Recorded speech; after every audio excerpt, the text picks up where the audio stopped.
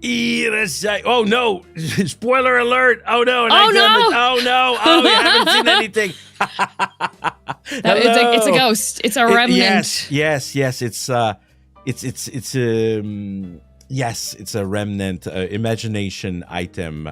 You imagine that, everybody. Hello, welcome in.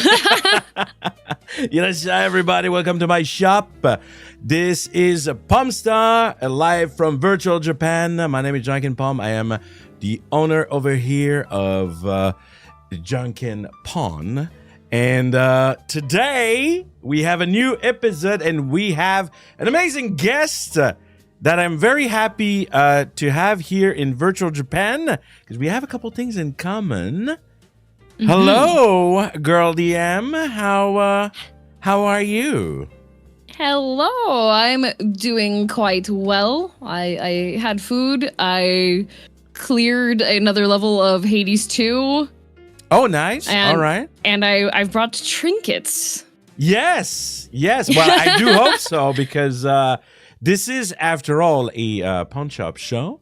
If it is your first time, folks, around here, I am running a little business here in virtual Japan. I have a shop, right? And I asked my guests that are coming over to bring some items of value, right? Items of value. I do think you have quite the interesting, valuable item. I was actually surprised. I'm going to say it. Like, I don't want to overhype, but some of the stuff you brought, I was like, okay, we're talking about like actual proper vintage, if not even older than that. Yeah, Generation 1 Pokemon cards. Yeah, but that's the thing. I was like, because I knew you like cards. And you like cards, and I was like, oh, maybe we'll have cards. But I'm telling you, everybody, right now, there's no cards today. No cards.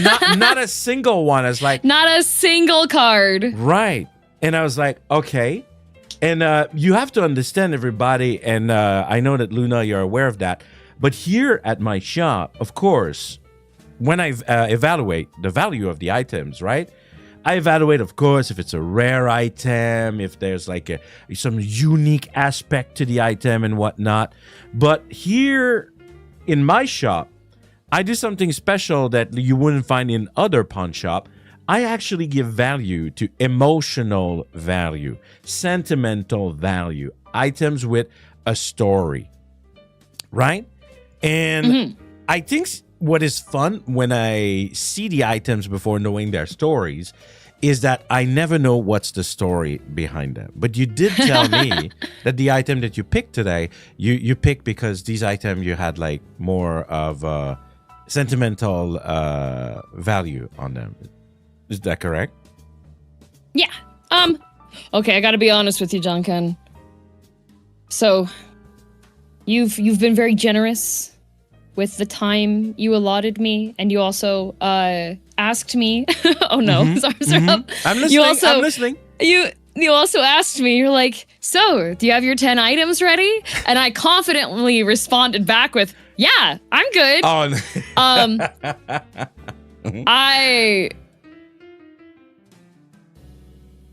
You know when you sent me the message earlier that was ready for the items whenever you send them over? I knew it. I had a yes. I was go on. I was finishing up my Hades 2 run. Like I was fighting Kronos, and I was just like, I need to go get my items actually. But thankfully, I'm a maximalist, so I simply just like walked the length of my apartment.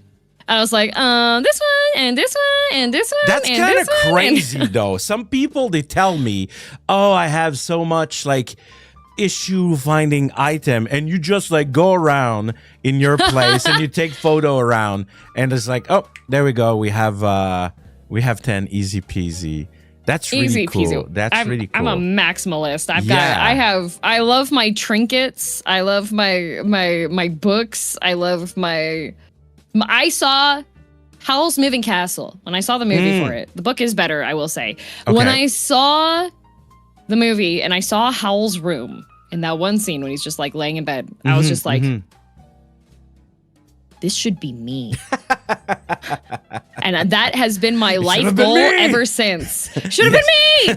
So I have shelves upon shelves. I have a new shelf arriving tomorrow that I'll be probably spending a bit of time after tomorrow's stream to build, because I need more space for more storage, more trinkets. Nice. That is exactly, well, you're gonna fit right in, because that's exactly the type of guess that it's really easier for them. So that is amazing to hear.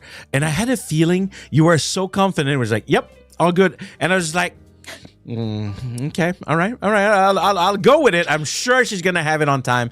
But I had a feeling. I was like, okay, all right. Yeah, I was just like, I'll send him later. Also, I put it off a little bit, but then I was just like, this will be fine. And it was. I had everything ready to go. We're so good. Yeah, we're so good. I prepped everything even couple hours before. We so good. You gotta understand something though before we start. I'm not sure if you're aware. You might be, but maybe some people watching are not. So here in my shop, I'm running things a little bit differently than other stores in virtual Japan. I actually, you're not gonna receive Japanese yen from me. Because of the nature of being virtual and everything, maybe it makes it a bit complex for some people that might not be in Japan. So I have a coin system, you see? Okay. And basically, my coin system is whatever value, probably Canadian value, on your side, then it is reflected exactly as the price that I'm giving you. Okay. Right? So yes, and the coin name is the Janken. Okay. The Janken, and I just want to say, and basically I'm gonna show you when you let me just check if I've reset. No, I haven't. I've gotten had before, and people thought I was giving them free money from the start. Oh. Okay.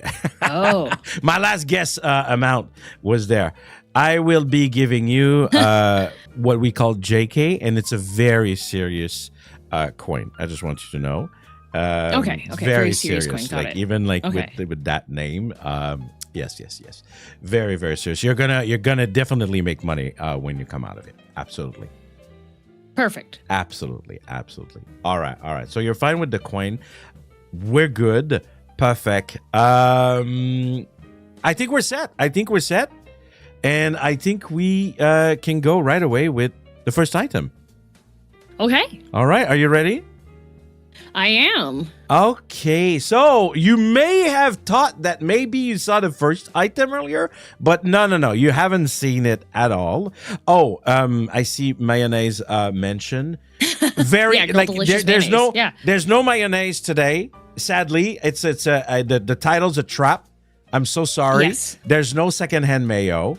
I got unless it's gonna come out in a story that I'm not aware of. But in case there's no Mayo mention, just want to say that just like you, I'm a big Mayo believer, and I put that shit on everything. And they judge me all the time. Can you believe they judge me all the time? What the? I'm the telling you. goes well on everything. I know. It's good on your hair. It's good on your food. It's good on your sandwiches. There's there's a really trendy sandwich right now, which is a with milk bread and an omelet on the inside of it. Okay. And they make a sauce that's absolutely delicious. And it is made with condensed milk and mayonnaise. That's it. And it's amazing. Really? Yep. It is a sweet and tangy sauce. And then we're talking about Kewpie mayo, or we're talking about Houseman mayo?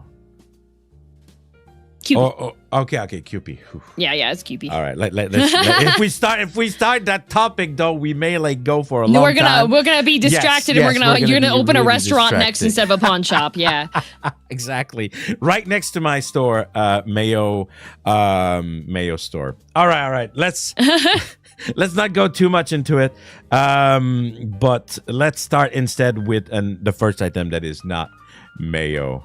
We have for the first item, I'll let you explain because it looks like you said you have a lot of trinket. It looks like such a thing. It looks like a trinket, but I'm sure it's much more than that.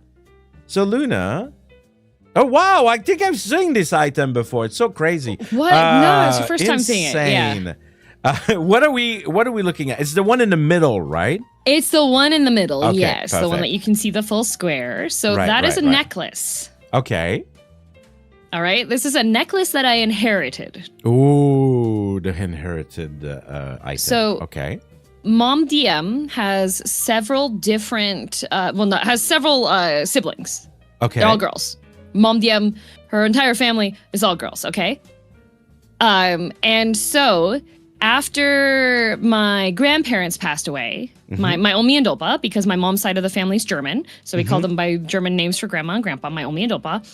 So this was in Omi's jewelry set, right? And Omi was the type of woman that she always had to have some nice piece of jewelry. She was one of those old-fashioned ladies. Anytime that Oppa and her had an argument, if Oppa bought her something, she would forgive him, right? She was extremely, materialistic woman. And so after they both passed away, my mom and all of her sisters and all of the female grandchildren went into the office together, and we sat, and it went from eldest to youngest of the sisters Okay. to choose what they wanted from Omi's jewelry. Okay. And then the female grandchildren were in the room so that if their mother wanted to pick something for them, they could ask them for feedback. Okay? Okay. So we went through 3 rounds with various aunties picking different jewelry and Mom DM picking different jewelry that was really important to her. And then Mom DM on the 4th round turned to me and she said, "Well, honey, I don't have anything specific really that I really want." Mom DM doesn't wear jewelry all that much. Okay. And she was like, "Is there anything you want?" And so I saw this really cute silver necklace.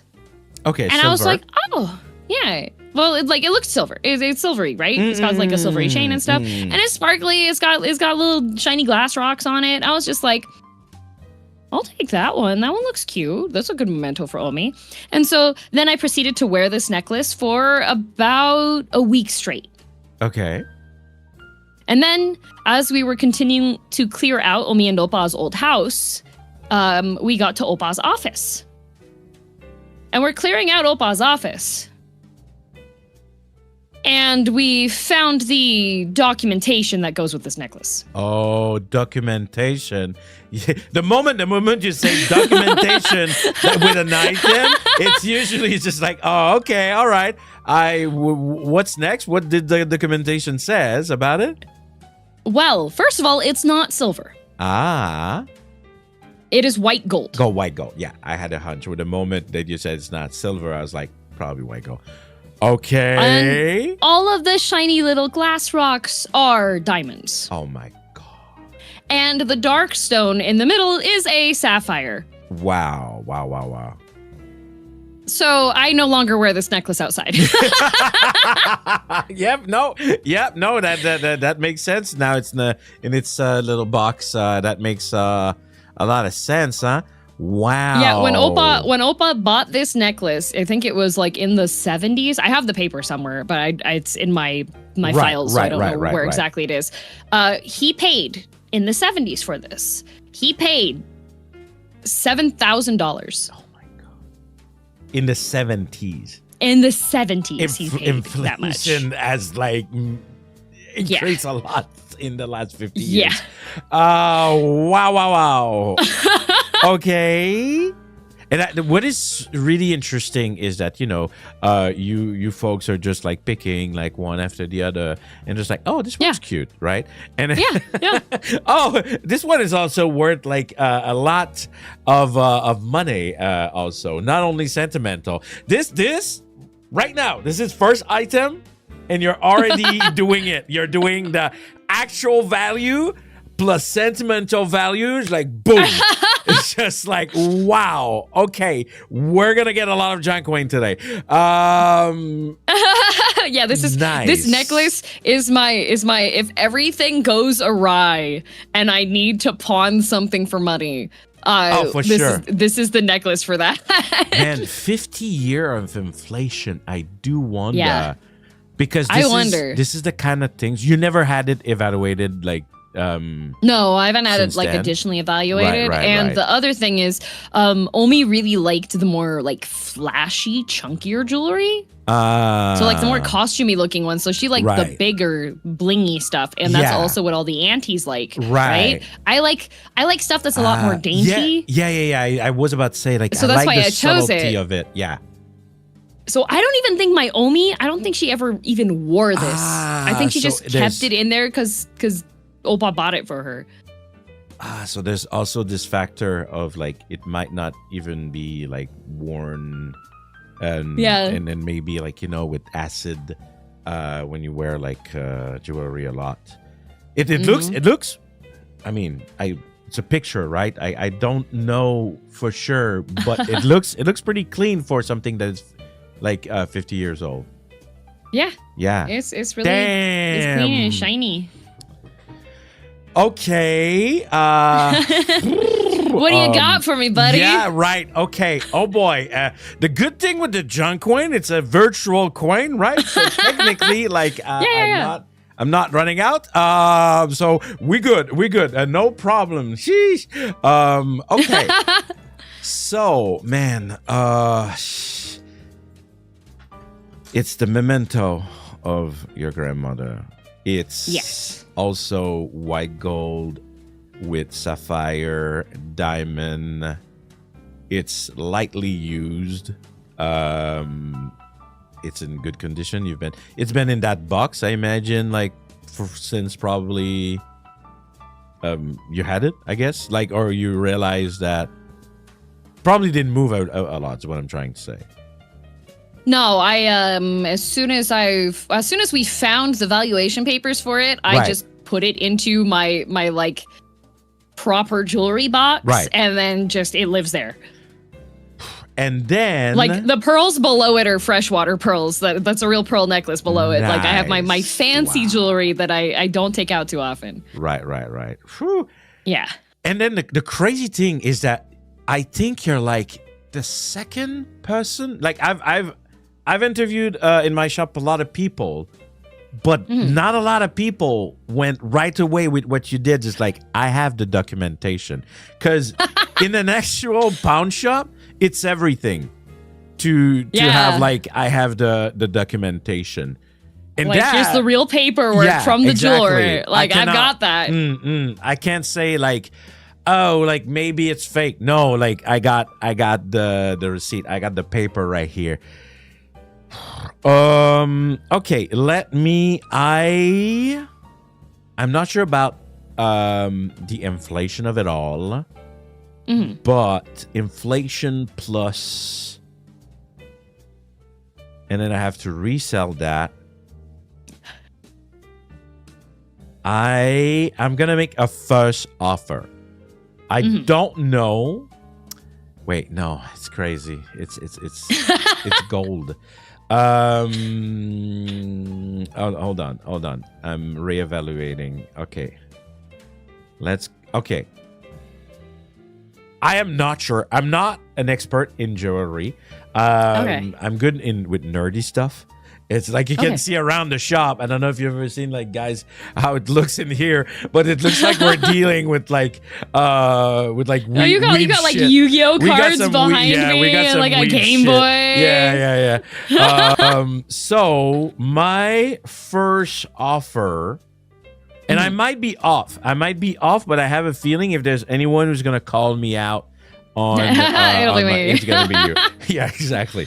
I've never done that. I think it might be like one of the most expensive item. I mean, yeah. Okay, we're starting strong. I think I will offer, knowing with the inflation and the sentimental value, I think I evaluate that. That's crazy. I've never done that. I feel insane. 30,000 JK. I'm gonna ask for 40,000 because there are 25 diamonds on it. 20. So each This one is of those little like crazy. leaf-looking things that has 2. Oh, wow. Really? That's insane. Yeah. Oh man, that's crazy. I now I'm so curious how much it would like actually evaluate. I mean, it doesn't matter. It's like it's a heirloom. You're probably like never gonna be interested anyway in actual value. But all right, I hear you. I didn't realize there were that many diamond on it. It's wow, one item and just like blew out of the money like most of like the people who came in here. Guys, it's not even finished. The third item. You guys This is the first item, guys. You gotta stay that third item. I'm so excited and I want to know everything on why you have that. Oh yes. And yes, and the I'm third just item. I'm gonna become like Indiana Jones and I'm literally gonna go like this belong in a museum. It probably does. Yeah, it probably does. It probably does. But yes. All right. Well, all right. There we go. That's I had like people like selling me like cardboard and then and then I'm here. Hey, you said dealing with items of diamond. value Oh, or yeah. like some kind of personal real value, and I got you got I both. got you. You got both. You Yeah. got both. That the assignment has been completely fulfilled in one item. All right, let's go. Let me just take a note of that because we are. ooh, diamonds. Hi, Ooh. Miss Janken. Miss Janken, I'm not sure if it's like ooh for me. I did, to be fair, when we found the documentation, I did ask Mom DM and I was like, do you want this back? Yeah, Like, this for is worth sure, a right? lot. And Mom DM was like, no. Wow. We went 4 rounds without that being chosen, and that was the one item It's that you true. chose. I'm pretty sure Omi wanted you to have it. I was like, you know Yeah, what? it's true. Absolutely right. It's true. It's absolutely true. All right. We don't have like 10 diamond item. I just want everyone to know it's unless surprise, it's all diamond. Surprise. All I right. don't know. Book 3 might be worth the item number 3 might be worth. You never I know. don't know. I seriously, I'm not even kidding when I said it's a museum. All right, we'll check. But now we are moving on the second item. Yes. And I forgot what it is. I know I sent you the list, but let's check it out right away. Oh yeah, that one is really cool looking. Yeah. Really cool looking. We have an helmet. Yes, this is a helmet. Okay, but is this a cosplay? What's the story behind this helmet? So this is the authentic 1 of 6,000 official Elden Ring premium collector's edition Millennia Blade of Mikola replica helmet. Oh, of course. Oh, I'm so silly. Yes, absolutely. I see it now. Of course, I see it now. Wow, and I like that. Like, I don't know. I don't know if you've watched pawn shop shows, or if you watch a couple of mine, but I'm like, she's like, shit. She knows what she's doing. Like, you go and you start and you pitch it. The 1 out of how many you said? 1 of 6,000. Yeah, exactly. Like she's like she knows what she's doing. She's saying like right away how many there are available in the world.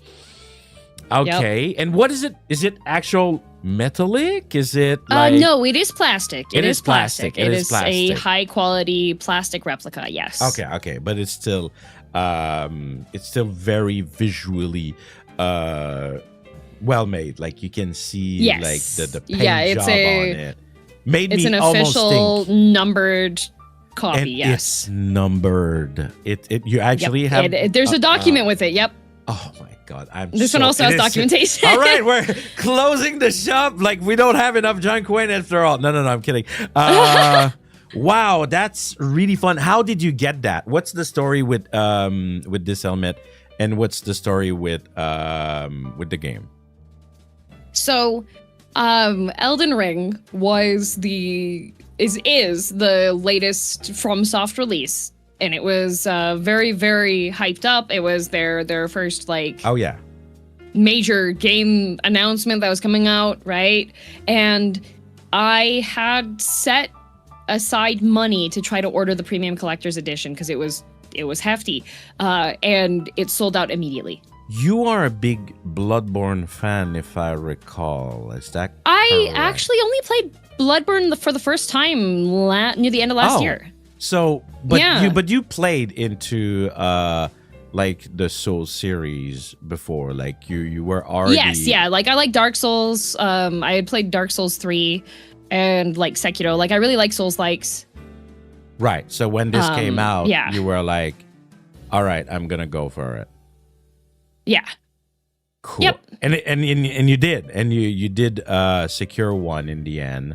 Do you have like any special attachment to the Soul genre or anything, or this was more like a? I have I'm special going for it? attachment to this one because a member of my community, out of the blue, messaged me and said, "Hey, I got one of the collector's editions, and I want to send it to you." And I said, "I will buy it off of you." I was like, "I will pay you the amount that you like. I will pay for it. I'll buy it." And he was like, and they said, "Nope. I just want to send it to you. I appreciate like what you do with streaming. I appreciate like watching you. I enjoy your channel." And they sent me the entire, just the whole fancy collector's box. I saw the chat message, and I have to. I like, sometimes I don't really interact with what you guys say because we're talking, but you made your cat wear it? Have you actually? Only once.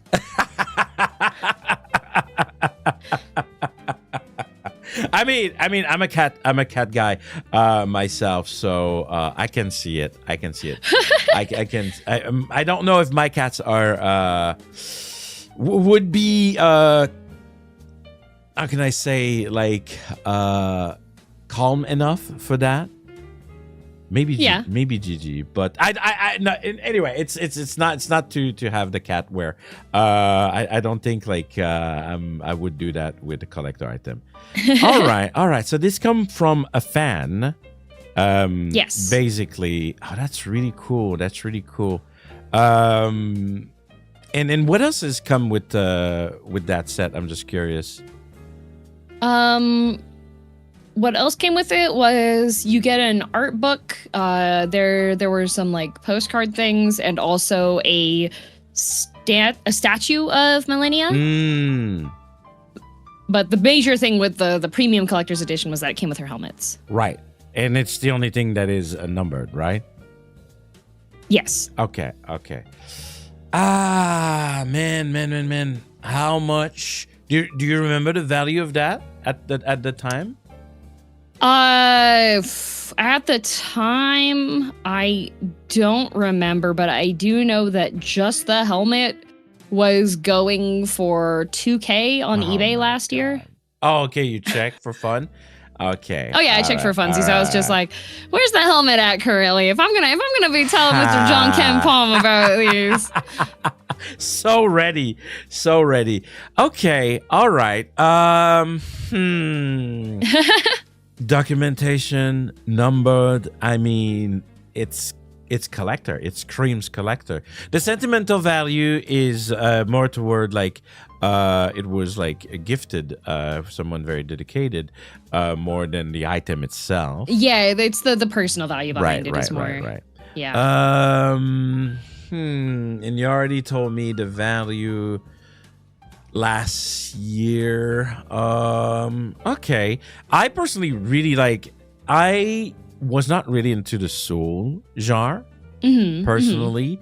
And last year I gave it a shot. Last year I was like, all right. And I think I had like some of my viewer really wanted me to play it. And I was like, okay, I'm going to play that. I'm going to finish it on stream. I'm going to do like however it lasts. And I loved it. I loved Elden I was about to say Elder Scroll, but that's Elden Ring. Well, you can love that one too. Yes. So I personally really like this item. Just like it. It's not for me technically. I'm gonna resell it, but I do find a lot of interest behind the mask, even if I did not recognize it at first. Now, what could I give for this? We're not gonna be as crazy, of course, as the first. The first one was pretty aggressive. Was pretty. Yeah, that's a good way. That's a good way to say it. How about? Always thinking that I need to resell it, and we're gonna look at it like a little bit bigger before. Yes. Yeah, it's really impressive paint job, and the illusion, because it kind of had me fooled. I was like, maybe it's made of metal, because of the paint job on it. It's really, really good. So how about, and of course, you have one shot for a sell pitch if you think I am under the price. How about 2,500? You know what? That sounds pretty good to me. She's like, I already make like 40, like it's fine. Like it's just I'll a little. throw you a bone before we have like the crazy historical item. That's fine. Just a little 2,000 here, no problem. It's virtual. It's a coin, right? Yeah, right? it's fine. we can have him just a little one for him. Just as a Okay, all right. She's giving me the favor because the next item, guys. This is cool. I really like the helmet, but the next item, there's two images. The next item. There's two images. I don't know if you want to talk about the first image and then we move to the second one, or we need to see both at the same time. I think if we do the first image, that will probably give the most clarity on it. Yeah. Perfect. And then you can explain the second image. Yes. Explain it. Guys, you're not ready. I don't think I had... Like and of course, if you have documentation, once again, like this one doesn't. For good reason. Okay, all right. But we're gonna look and see what we're looking at. And on my channel here, I am often known to not like this type of item. I'm not a book person. Yes, that's right. We're gonna talk about a book, but I respect a book when a book deserves respect. When like I was like, is that from that era? Anyway, I'm just gonna show you guys. I'm gonna stop like hyping it. We have, I don't know how authentic or whatever this is. You're gonna explain all of the detail. Yes. But it's a Goethe. I don't know if I pronounce this properly. It is Goethe. Yeah, it is Goethe. Properly, but it looks authentic. What are we looking at? What are we, Luna? Like, this is crazy. So, this is a copy of Faust. In German. Published. The publication date is not actually printed on here because it was prior to this publishing house actually putting proper documentation on it. And based on the print page, that image there, it is highly likely that this is well, if you show them the second picture. Okay, with the show them the second picture. Okay, perfect. Because there is an inscription on it which reads 1887. Right. And so based on the based on how the book binding and the printing is and how it matches the other one, this is most likely the first run print of the part 2 of Goethe, because it was published in part 1 during the 1970s, and then part 2 was published like I think in 1832. And based off of how the volume 1 book looks, this is volume 2. And this is something I inherited from the German side of my family. And the cool thing about this is that this was printed on a printing press, and you can still see, you can feel the raised type on the opposite side from how the printing press printed it. I wouldn't touch that with your bare finger, though. You're supposed to. It's safer. It's safer that way. Really? It's better and safer that way. Oh, yes. really? Interesting. Yeah. But so this is the original first run publication of the posthumously published right after Goethe passed away, Faust. That's crazy. And then I wasn't joking when I was like, this belongs in a museum. Like, this is like, if it is, have you ever had it like analyzed? Like, is it authentic, you think? Like, it is authentic. It is 100% authentic. It is borderline impossible to mimic the printing style and the way that it's bound. Right. As well as the printing press stuff. And additionally, it was inherited from my opa's side of the family. And he came to, like, he inherited stuff, and I believe he was the only son. So it's a couple generation inheritance. Yes, it's a couple generations old. I have cookbook recipes that are from his great grandmother that were passed down by him. So cool. Opa was really good about preserving things and holding on to history, and so this was one of the things that we were going through. I asked all the other family members. I was like, does anybody want the freaking old copy of Faust? And everyone was like, we don't really care. And I was like, cool, it's mine. I'm taking this. Wow. That's crazy. Such an item is like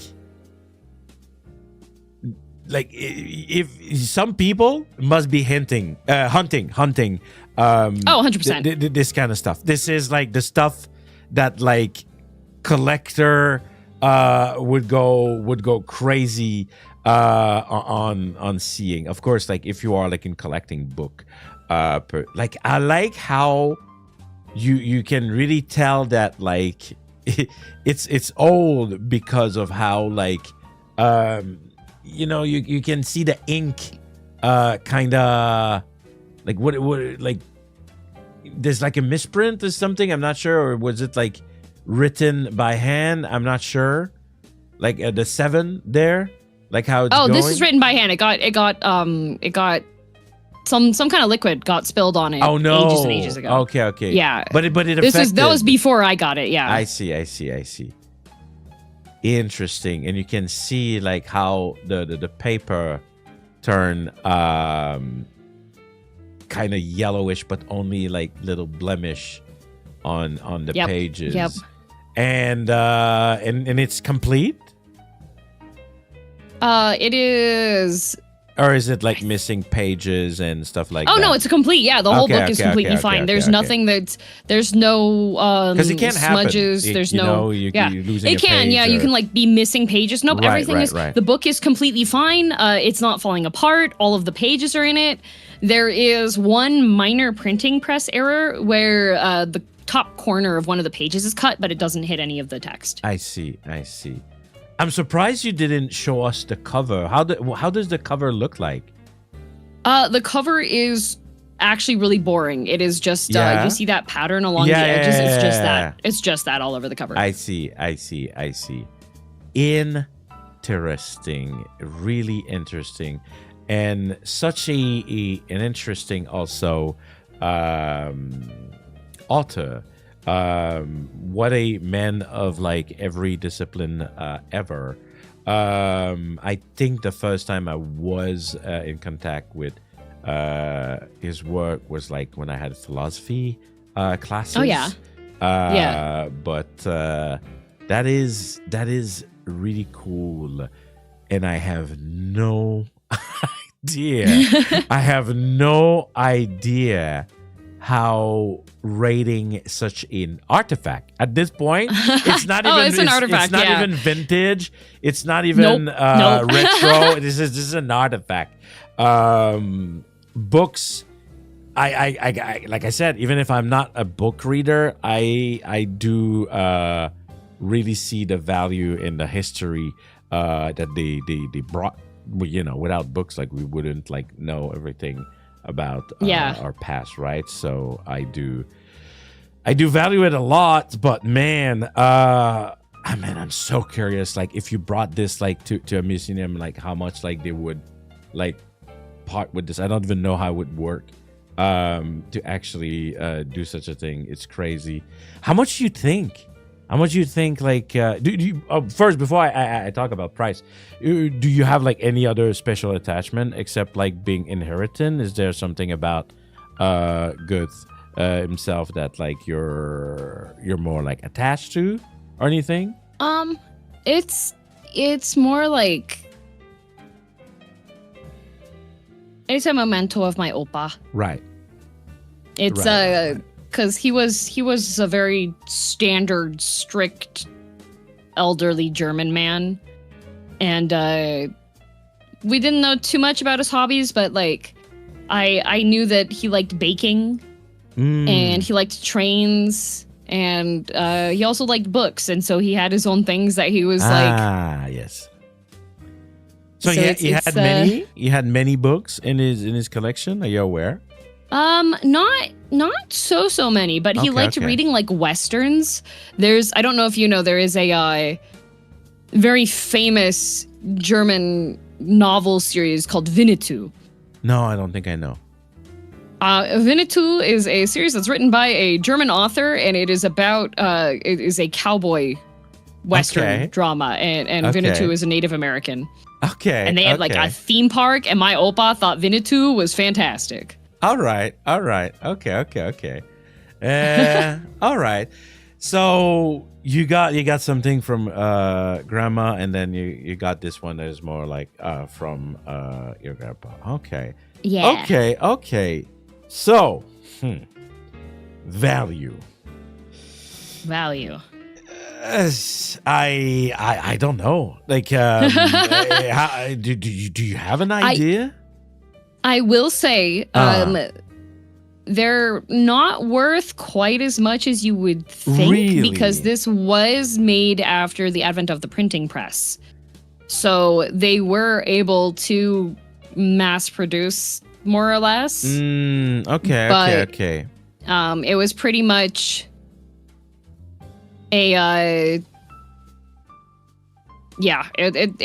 was during a time when books were starting to become more affordable and cheaper. Right. And from what I can find for books that are less high quality, of like less, mine looks a lot nicer than a lot of other copies I've seen on here. Yeah. I was about to say, like, just the fact that you don't have any, tier, and you have all the pages and everything. Like, the paper is paper. It's gonna, unless like you have it in a very special case or something, to preserve it. But what are you finding? For the most part, it's really like close to like 2,000 to 3,000. Oh. Yeah. Okay. I mean, it's still like 2,000 for a book. It's like it's still pretty good, but but you have also the heritage going for you on your side, right? Interesting. I do think though that something like that, like with time, is a kind of thing that, like, if it's well preserved, it is part of history, right? Like Goethe was like such a important author of its time. And also in the original language, not translated or anything. So that also is pretty impressive. Were the one you were finding like also in German? Yes. Yeah. Okay. All right. I personally love this type of item. I think they're amazing. I think I'm gonna go probably higher than what you found.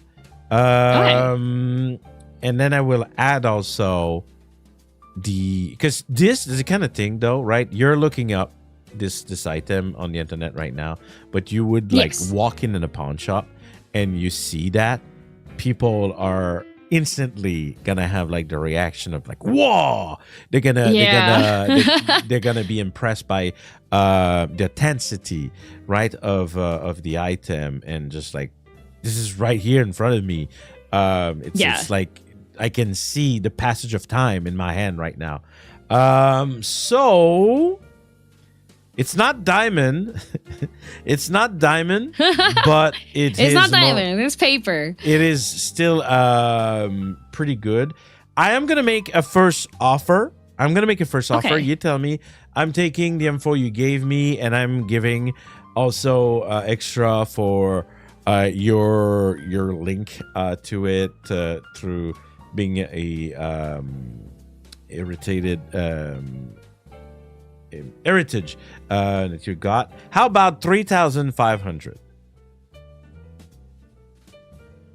I'm going to raise you Okay. to 4,000 On what account? because it's just really cool to put your finger across like the indents in the paper and feel like where the printing press was. Like sometimes it's when not I'm like something- thinking about like history and stuff, I'll just go over and I'll open my book and I'll be like, oh, this is crazy that you can still feel this. It's great, yeah, because it's not something we get nowadays, right? Our Yep. book don't have this kind of. Okay, all right. Cool factor. Cool factor is The coolness factor, okay, yes. I hear you. We're gonna 500 the cool factor. Just Let's go. Yeah, and you can like just tell people just like you show this to someone. You showed it to me, right? And you Yeah. instantly. You're just like people to go like, damn, you know, they it's kind of item you can also show to impress the gallery. All Yeah, well, right. I like to show my community, like members of my community that are in the chat. They've seen this before. I've taken it out a couple times on screen when I've done hand cams to be like, yeah, here, check out my cool old book, everybody. Nice. So you've shown it before, so it makes sense. All right, so we're gonna be settling here with the 4K for Nice. the history book in a sense from Good. Alrighty, so what was like? I was really excited about that one. I wanted to know how it came into your possession, but then it makes sense, right? With the heritage you've been having, and now we're gonna. Well, we have actually two books. Let me give me a second. We have this one and also the back, and then the next item. Yeah. We have something a little bit maybe less historical, unless Less historical, still has history though. okay. What are we looking at, Luna? So you are looking at approximately one half, the right side, of my handmade dollhouse that my Opa built for me. He built all the furniture, he designed it. The stained glass windows in the back are real. He made the stained glass windows. All of the doors function. And it also has electrical wiring through it. He built and painted and upholstered all of the little fabric pieces in there. Whoa, He such installed tiny dedication. little nails on the wall. And wow. the little red dishware set that's in the kitchen section, that you can see in the back there's the sink, and I actually have dishes in the sink back there, and I have a little tiny Bierstein. So it also came with a whole bunch of little plates, and there is a display cabinet in the dining room that actually has miniature mugs that have the names of all of my cousins on them. What? That's wow. All right. Yeah.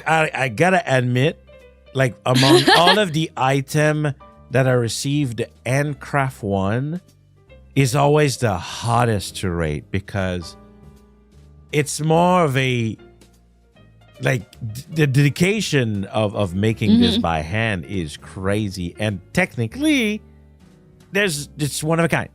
right? It is one of a kind. Is one of a He kind. actually, this was, so I'm the eldest granddaughter on that side of the family. And so my Oppa actually built like 4 other doll houses, building up his skill in order to build the grand one for me.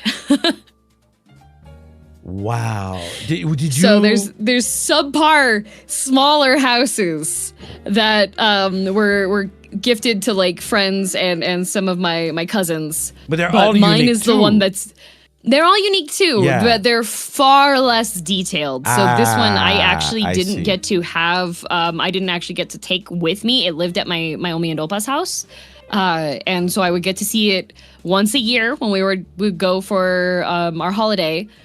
And after they passed away, I was able to have it. And so like one of the most important things when I was getting my apartment and everything was making sure that I would have a space that I could have this dollhouse, because this thing is huge. Yeah, that's it. That was my next question. Like, where we're seeing the picture now, but like, what is the dimension of that? So for scale, I believe so.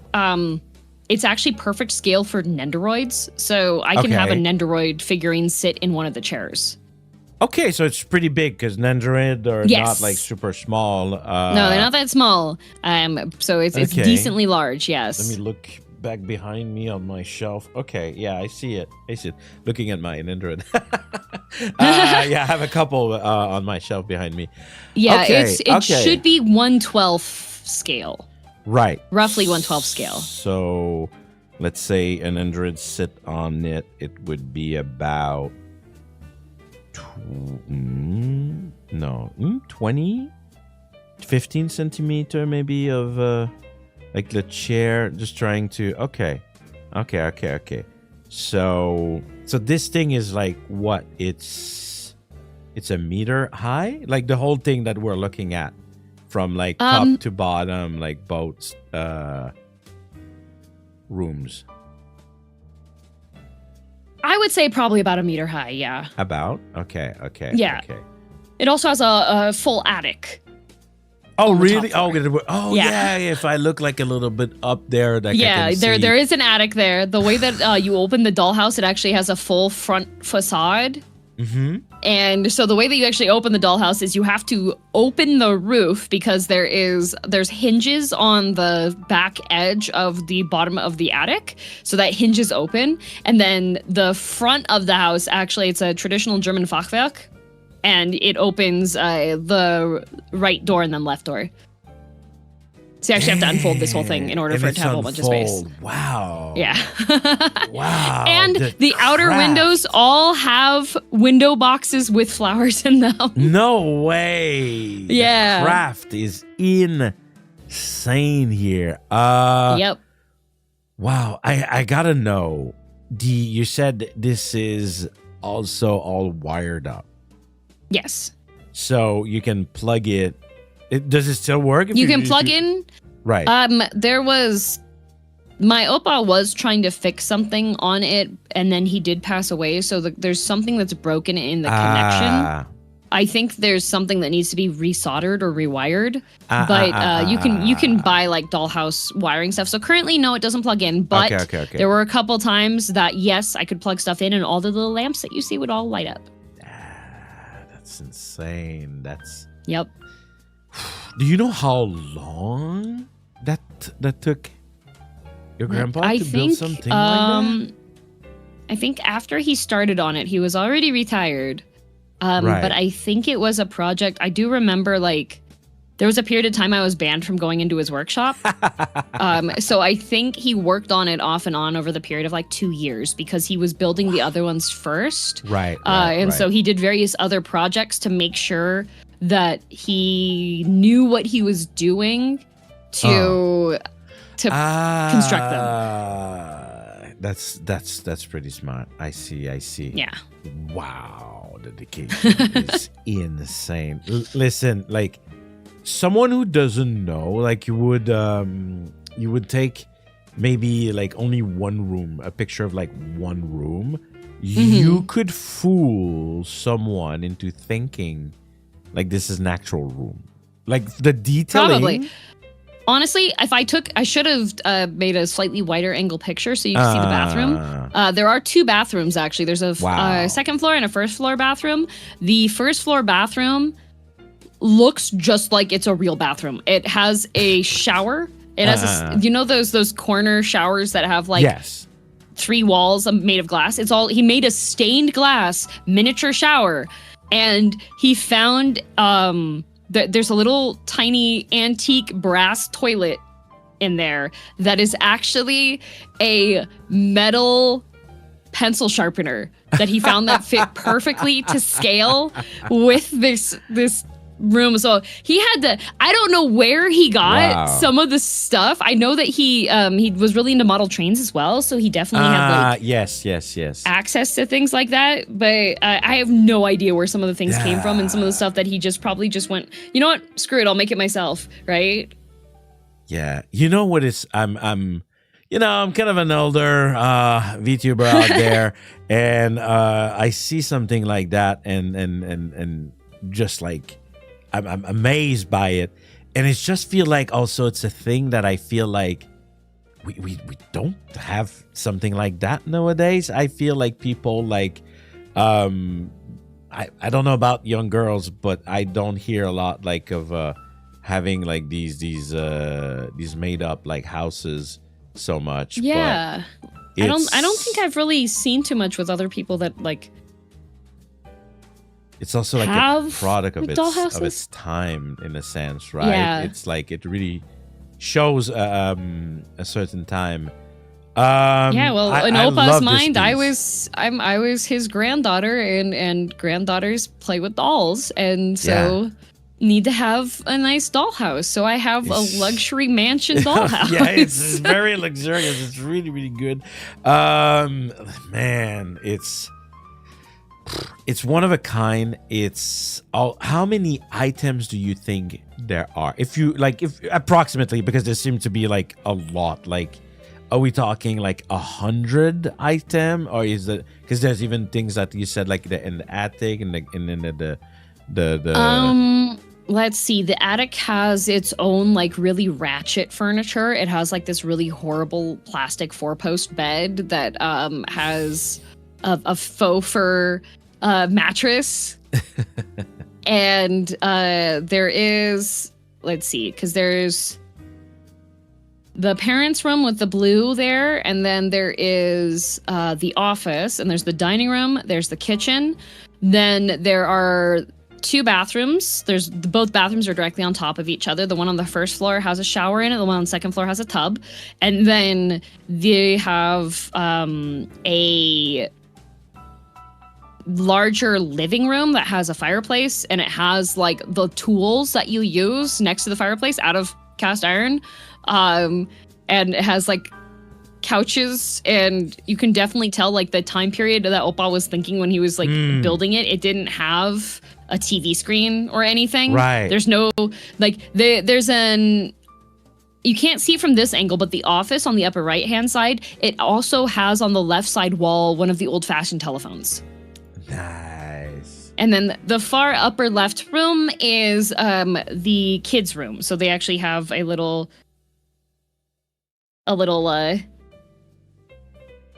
yeah, it's great. Okay. And the attic has like 2 segments. It has like an upstairs bedroom, and then it has a playroom section, which is also where the storage is for some additional stuff. And as a kid, you played with this, like when you would go. I played with it. Yeah, I would. So we would take a road trip, and we would drive to Omi and Opa's. My family, we grew up with like, we were on government aid. We had no money. We were like below poverty line. And so during summer vacation, in order to still have a semblance of vacation, we would drive to my grandparents' place, and we would stay at my grandparents' place. And so when we were staying there for however long, there were a couple times that actually that like my Omi and Oppa drove to our house and like picked me and my siblings up and drove us back to their place so that we went without my parents. So yeah, I see. Yep. So I would you just spend a lot. I would have that little bit of time where I would get to play with it like once a year. All right. Whew. Very important item. When it's so connected to childhood memory, and then all the handicraft, the uniqueness of it all. Like you're giving me a hell of a job with yes, I am. of rating all that stuff. Like, man. Okay, so I'm gonna say okay, just for the item, let's say it's pretty crazy if let's say there's 200 items. Like I'm just doing a shot. Yes, let's say. I have supplemented my own in Japan, the rement. Yes, whenever I go, I Japan find the ones that great aren't like aren't Sanrio or anything. They have some like unbranded, Yes. uncollab ones, Oh, and they I have buy so those much. if they fit, So so that I can put them in my smart. dollhouse. So cool. No, seriously, just like visually, this even like having that like in the house or in your apartment or whatever, like as long as you have the space for it, it's visually really cool. Even if it's supposed to be a dollhouse, right? Yeah, it's just like there's a house in my house. So basically, so this, and then for the whole thing, I have never dealt with like every item is like in the 1,000. But apparently we're here today, and Girl DM has decided that we are going hard. I'm gonna make a first attempt on on this item. Man, 2 years of work, and all made by hand, worked on improving his skills the entire time, built previous ones. Okay, I'm making an attempt here. I don't know, I'm not sure. My headcanon here is I'm thinking 200 items. I'm evaluating every item at $10 because of time and work, and everything has been like work and the time. It's an old item, and then I'm evaluating the whole house at 1,000, and I am evaluating the memories and all the memorabilia. So I'm trying to explain my value that I'm offering here. So I'm offering 4K. No. I don't know. It's hard. It's so hard. This is all handcrafted. 10K. I know. 10? 10K minimum. Man. It's minimum. True that everything is handcrafted, right? Everything's handcrafted. Well, that is authentic stained glass in the background there. All of the upholstery is handcrafted as well. Like, you can see in the dining room that the carpet underneath the table is actually the same fabric that's used on the seat cushions. You took this and this the dining picture, table is the same. Like, not come long on. ago, right? You took this picture like... Oh, yeah. No, I took it like a couple hours ago, yeah. It and that's the thing. You've been taking care of that because, like, it looks, like, pristine. Just visually, I look at it, it looks like... I don't see like visual dust. I mean, dust exists, but I don't visually see it right away on the picture. All right. I always find like the handcraft stuff, and I am personally really impressed by this item. So I'm gonna give it to you. I'm gonna respect the work of your grandpa. Man, Good. you're gonna be going out of here. The only way like a bandit that you're gonna make more is by swindling me, like some of the people have done before. But that you don't need that. You have just like the pure value item, Luna. It's crazy.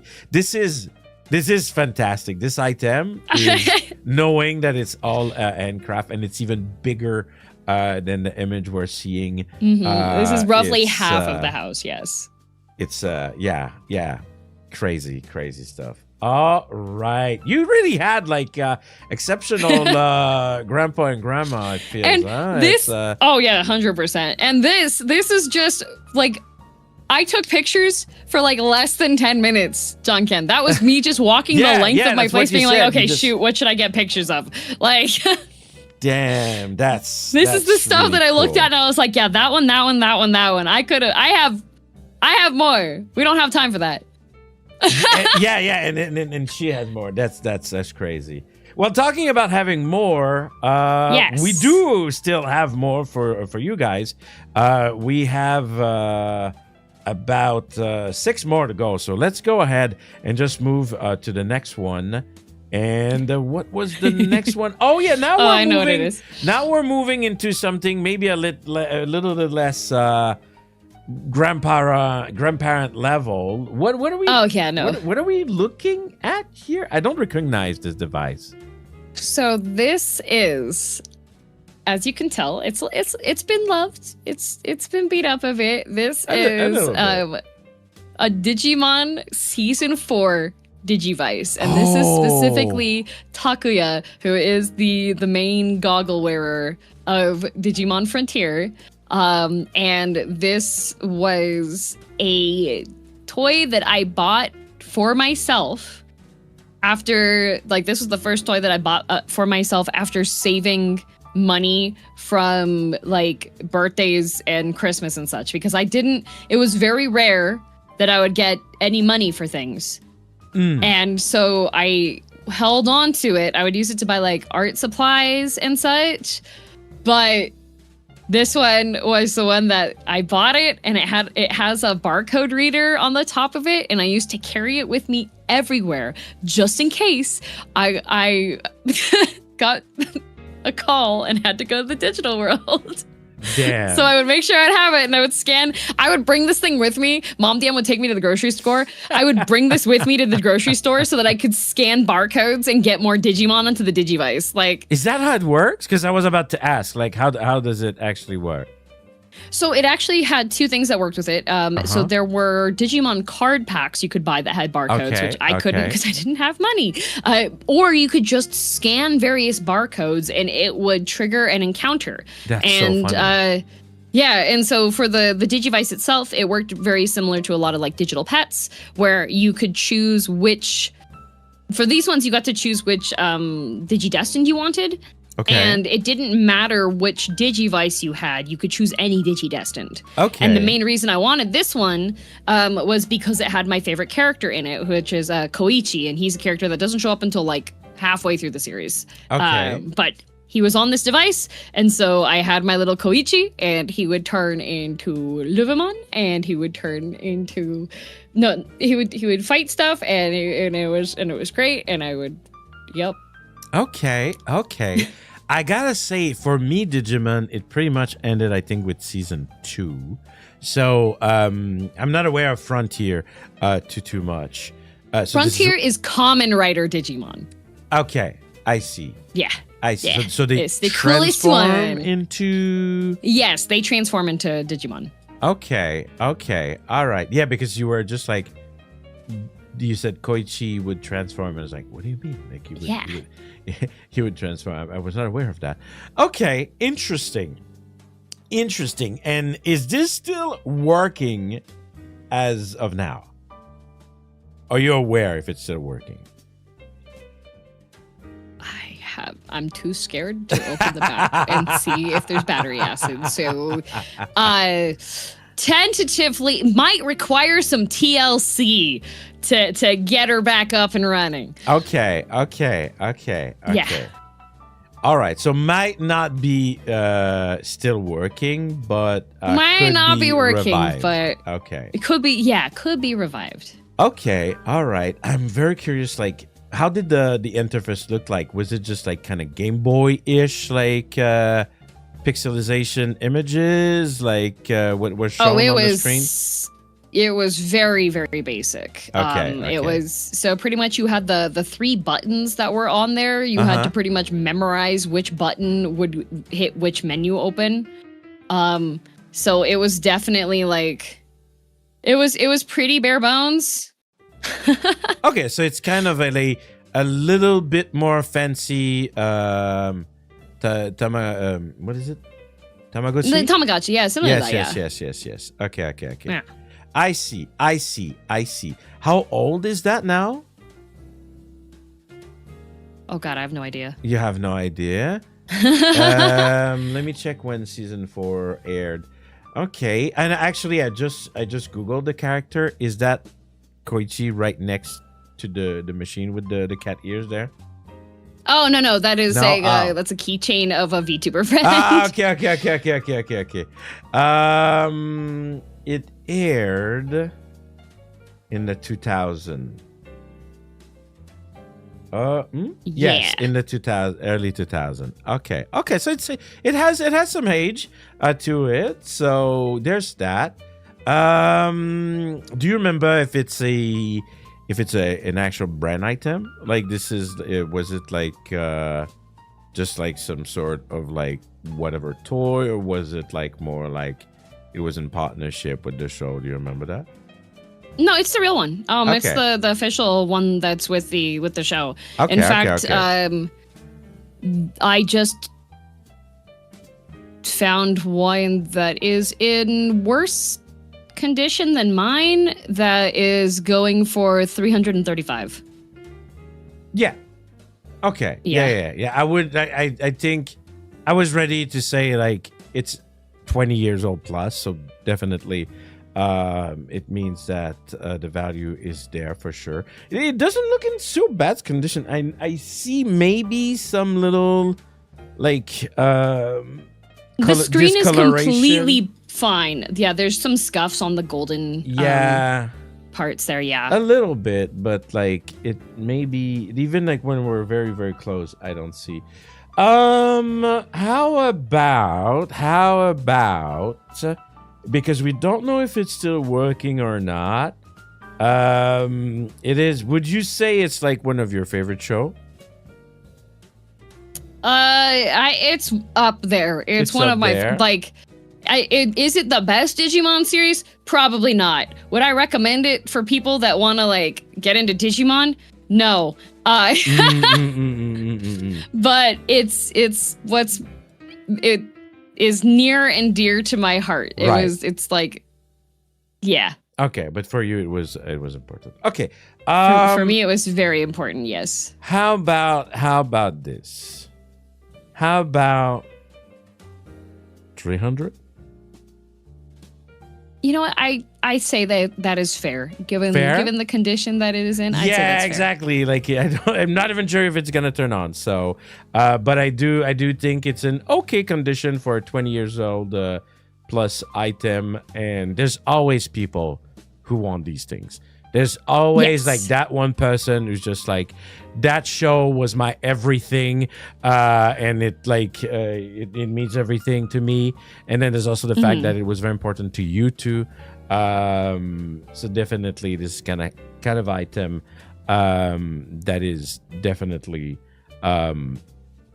it's always valuable, is what I'm trying to say. Okay. There's always someone who is gonna be nostalgic of a show.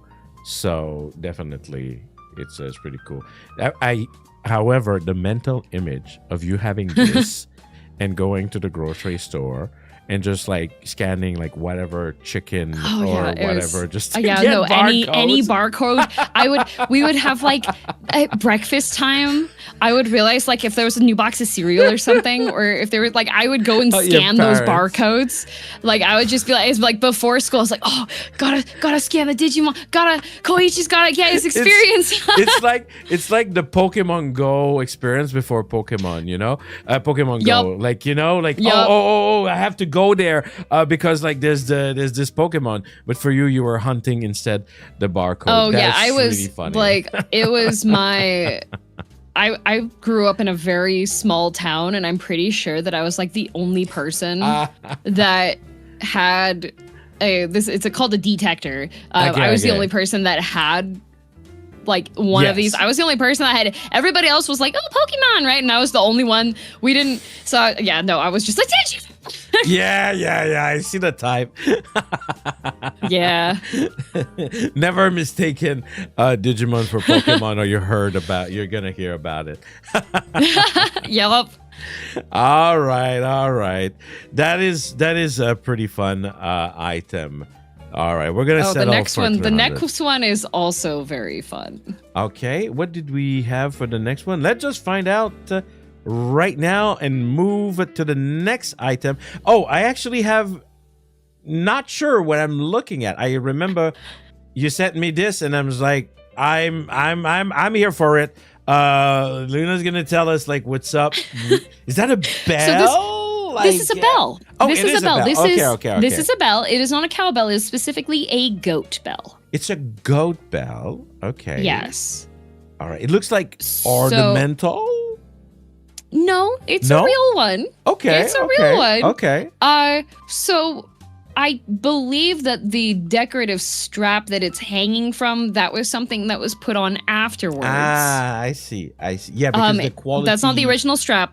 Seems different. The bell itself is what's important here. Okay. What's the story then? So, German side of the family. Mm-hmm. I think it was like my great uncle or like a great cousin or somebody or other, but somebody on the German side of the family, it was a guy, got really drunk one night. Okay. And there was a neighbor that had goats and he hated them. Okay. And so he snuck into their fields in the evening and stole the goat's bell so that if the goat went missing, they would never be able to find it again. And then he brought home his trophy, and he actually stole 2 bells. Mom Diem has the other bell. I have this one because Mom Diem had the bell that she had at the house, and then this was the one that was at my grandparents' house. So we both have stolen off of neighbors of distant family members. Such a countryside story, like it's, right? It's so wow, just like the damn goats are so noisy. I'm gonna get rid of their bell. Just you watch. Yep. So that is I have one, and Mom Diem also has one. I think the one Mom Diem has is from a larger animal, because hers is a bit larger of a bell than mine, but this one is it's a bit on the smaller side, but it still does make a very tin can-esque rattling sound that's quite loud. Well, it looks like in some sort of like handmade, like forged, like bell. Like this thing's antique. Yeah. Like was. So I can see there's like, I'm not sure if it's bronze or paint but that's the patina. I have no idea. Like, it's just been living on the wall. So I inherited it. But it's not like scaling. Like it looks like it's it's not like flaking off or anything. It's just like, that's just the patina on it. Interesting. That's just the weathering of the bell. It really gives it like an interesting texture, coloring. And it's really funny that like this became an ornament, because definitely the goat didn't have like this like kind of like flowery older. This was added to make it like an ornament, which is really interesting. Remembering great uncle who was drunk and stole the neighbor goat bell. So interesting. This is a full-on story price, right? I mean, except the fact that like it is an old bell, and there are actually a lot of people that are into this kind of like bell collecting. Like probably I've seen stuff about bell collecting, and I do just wonder how old do you think this thing is? I have no idea. No idea. Like it's probably, it might be 100 years old. Oh, I okay, am okay. pretty sure that the pattern that is on the bell. Actually, I can check really quickly. Hang on, I'll be right back. I'm gonna grab my bell. We're gonna have the music going on, the cowbell going dong dong dong. But she said the tin can level of sound. That's kind of interesting. Damn, I'm such a not countryside kind of guy. I've always been like in cities and whatnot. Okay. It's really interesting. I've retrieved my bell.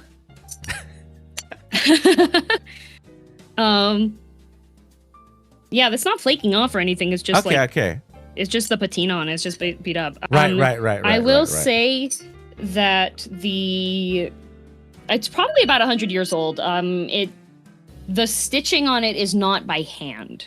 Okay. But the finishing definitely is by hand. Right. Yeah. Okay. So it's really the bell in question that is the item here. Okay. Yeah. Do you think you can actually make it sound?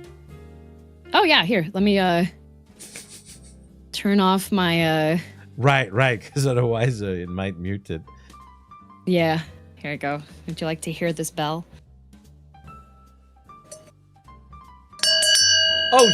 Oh no. Okay, all right. I get great uncle. If this goes ding right? all night. You just hear that constantly. Dung dung, right? Like you just hear he was like, no more. Like it's loud. It's a bell. Yes, that was surprisingly quite loud, and you just gave it like 2 or 3 shake. Yep. Yeah. When I was little, if I was like out playing at the park, my Omi would just like take the bell and go out the front door and ring the bell because I didn't have a phone or anything, and she would just ring the bell for me to come back. And I would be at the park and I'd hear like very faintly off in the distance, ding, ding, ding, ding, ding, and I'd be like, oh. Nice. Okay. Wow, people saying like you can wear it if you get lost. No, I don't think I'll do. True, you could. Yeah. What if you got lost? All right, that's quite the story, and I love that it became an heirloom. That silly moment became an heirloom. That is really that's really fun. How much an old bell? It is an old bell, which is kind of cool, just by itself. And like I said, probably handmade by the shape of it. It looks. That's what's interesting with handmade stuff, you know. Like we get, especially nowadays, where everything is just like manufactured and everything is like perfect, and there's never like any kind of deformity. I think it was cast in 2 halves and then it was like assembled. It's very like you can see like the marks along the side, but however they joined it, it's not any type of like modern welding or modern metal work on it. It is very it's very rough. It's very rough. Right, yeah, that's what I was about to say. Old bell. You know what? Let's just go from a gut feeling, and just it is a bell. It is old, unique in the sense, but I'm not sure the value of it. So I'm just gonna throw this here. If you think I'm dead wrong, call me out. But 100. You know, I would take that, you know? It's like old bell, like they mass produced it. This is for like farm livestock for you to not lose your life. Like there are tons of these. Like the main thing that makes this worth value is the fact that I've got a fun story that goes with it. Yes. And it, you know, it's also like I like what has been done with it. I like how it became an ornament and it became and something that can be passed true heritage. Because if it was just a bell, I think it would be hard to kind of, to keep it within your house, right? It would just like be a bell you have like in a box, but because it's kind of been presented as an item that can be just like, a decoration, right? I feel like it could definitely be something you want to keep around. Yeah. All right, so we're settling for 100 for the cowbell. For the gold bell. That's fair. All right. Yes. All right. Perfect. All right. Cannot have like thousands for every item. No. I put a good mix on there, I think. All right. So, but what a story, and you know what? I kind of get it. Like after you ran it a couple of times, I was like, okay, all right, yeah, I would probably not want to live next to that, like in permanence. Yes. All righty, let's check the next item we have. Oh, this one is a bit of a large one. We have a whole set here. Yes. Luna, we have a set of teacup? Yes, these are teacups. So the main ones, actually. So from the left, the cups that are in the very front, and then behind that clear glass one.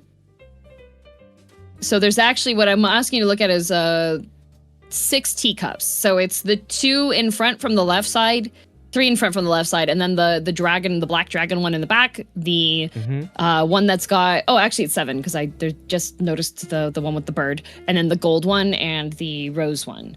So these are antique demi-tasse teacups that I inherited when I was 5 years old from a great uncle that I never met. Okay. All right. I remember I was in elementary school, and I came home from school, and Mom DM was like, "Hey, honey, you have a package." And I opened the package, and there was this beautiful set of antique demi-tasse teacups that were collected by one of my mom's uncles, I think. Okay. And so once again, very German mindset of, oh, okay, you have a girl. Girls like tea and tea parties. So we give them a teacup, but hold on. These are demi-tasse cups, so they're actually tiny coffee cups. Demi-tasse. Demi-tasse. That's actually French. Okay. I was like, demi-tasse. It's like half cup. Demi-tasse mean half cup. Yeah. Okay. Interesting. I do notice one of them is not like the others, right? In the middle with the rabbit on it. Is that that one? Not that one. That's not one of them. No. The ones that are that are along like the 3 along the back row on the left side are not part of the collection. Those are all cups that I bought at a I went to you know how Japan has like the historic kilns? No. Somehow. Oh, well. Fun history. Okay. Okay. So there are some famous, the 6 ancient kilns. Okay. So there were historical pottery towns in Japan. Okay. So there was Seto, Tokoname, Shigaraki, Bizen, Tama, and Echizen. Okay. And so Bizen is one that's a pretty famous one, which is a bizenyaki, which is the reddish pottery that you've probably seen around before. But I bought these at the Seto Pottery Festival because that Seto's Pottery Festival is relatively close. It's in Aichi Prefecture, and I was living in Aichi. Okay. So these are all pottery in the back row on the left side. That's all pottery that I got from a historical pottery town, but they're all modern works. I see. I really like the red one. Yeah, the red one is a rose. Oh yeah, they're tiny. They're tiny teacups. They're very cute. And so these three in the back are not part of that. No, the 3 in the back and the clear one are not part of it. Okay. All right. I see. And the one with the rabbit is not, it's like a Japanese cup. Yeah, the one with the right? rabbit's Yeah, a Japanese one that it's just on the same shelf because they're all for tea. Okay. Interesting. Do you use those? Do you or keep them like more like collectible on the shelf? I do keep them more on the shelf. When I was little, Mom DM and I would have very careful tea parties where we would have them. Okay. And this is old because it comes from a Yes, great these are inherited. I believe at least the 2 dragon ones. There's a blue dragon one on the front left side, and then there's the black dragon one in the back. Yeah, I see both it. of those are older than 100. It's crazy. I had some people who had like heritage item, but I do notice that in your case, like it's really something important in your family. You've had really a lot of these kind of heritage, and it's really cool because it really keeps like this kind of a older time like alive, even like in 2026. I feel like I don't know, I don't hear a lot of people that do that nowadays, like that they give heritage from a generation to another. I feel like it's pretty rare to have being able to pass stuff down, I feel. Because I know, like, one of my cousins who inherited some stuff, like 2 years after inheriting, wound up selling off a bunch of it because they needed money to move. And everyone in the family was like, why didn't you tell the family that we would have bought these off of you? The only reason that you had them was because they're inherited items. Yeah. And we were going to, like, that, it's because it's part of your family and your heritage with your family. That's why yeah. So. No, that makes sense. We live in such a world where, like, everything we own has a price tag on it. The same way as, like, card collecting has become such a market and not, like, a hobby anymore. There's no, like, it's not like, oh, it's my cool collection. No, it's like, oh, my collection that is worth like X amount of money right away. So it's pretty cool. It's pretty cool to have so much of these items to show us today. And I can see that I'm going to zoom in again just to make sure. But I don't see on just like with my, not being in front of me, but just like carefully trying to notice. I don't see any damage really. Nope. They are all in pristine condition. Yeah, that's amazing. That's really, really good. Okay. This kind of stuff again has a market. I know that people will collect like certain teacup or just like in general, right? Cutlery or just like dishes, like in general, like that has like gone through time. There's a lot of people that like are looking into that now. The value, man, that's the craziest thing. Maybe like you said, like 100 years old, and yet still in pristine condition. That is, I think, here the real feat, right? Because it's really easy. It's really easy to like have these, like having like an accident and having like some sort of damage. Absolutely could happen, and yet they're still in pristine condition. We have, so there's what, like 4? Is that what I'm understanding?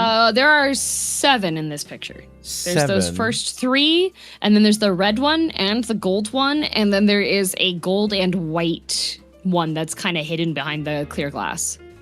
Oh yeah, you're right. It's, I literally did not see it before you just mentioned it. Okay, perfect. So the red one is also part of it.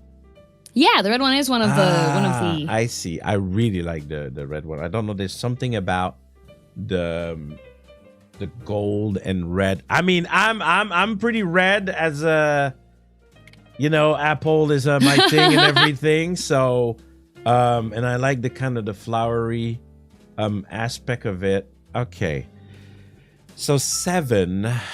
Oh man, 7 item, all could be collectible. All have been inherited. And also been very carefully having some cute tea party when you were younger with them. Anything about the object itself? Like, what about why did people were like, oh, Luna loves tea, so let's give teacup? Like, is there something there? I have no idea. Like, the box arrived, there was a single piece of like printer paper that was just like folded up, and it was just like essentially like, we've never met, but have a fun tea set, like kind of wording on it. And it was just a box that arrived one day that Mom DM didn't even know was on its way, and opened it up, and there was a set of teacups for me, and so I was just like, oh. And nowadays, are you a tea person? Oh yeah, no, I love tea. Yeah, I do drink. I do drink tea. I've done tea ceremony. In Japan, and I have like a proper pot for brewing my teas. I did actually recently inherit another full matching antique set that was from one of my uncles. Okay, so many uncles. Oh yeah, no, I have across like both. If we were to combine Mom and Dad DM's family members and have like a family reunion, there would be more than 200 people there. Oh my God! Oh, you're that kind of family. Yeah, large family. All right. Okay. So 7 item. Some of them I even myself really like. I am not too much into tea. Just once in a while, I don't really try hard. It's so crazy. I live in Japan, and yet I don't even enjoy it more than I could.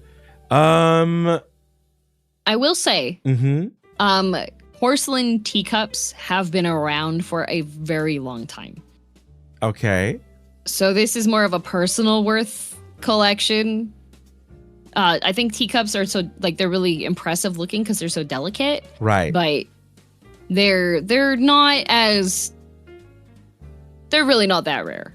Okay. No, but they're still old. So just yeah, they are still old. They are still old though. Yeah. Yes. Yeah. I'm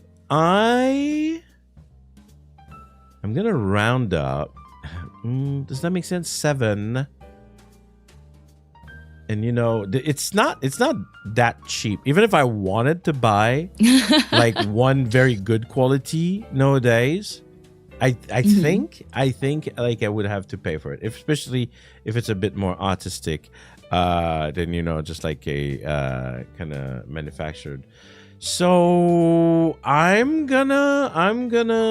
Hold on. Nope. I press apparently the reset button. It's fine. We're gonna go back to our tea. There we go.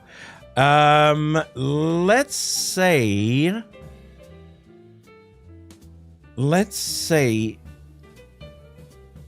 how about my first offer for 7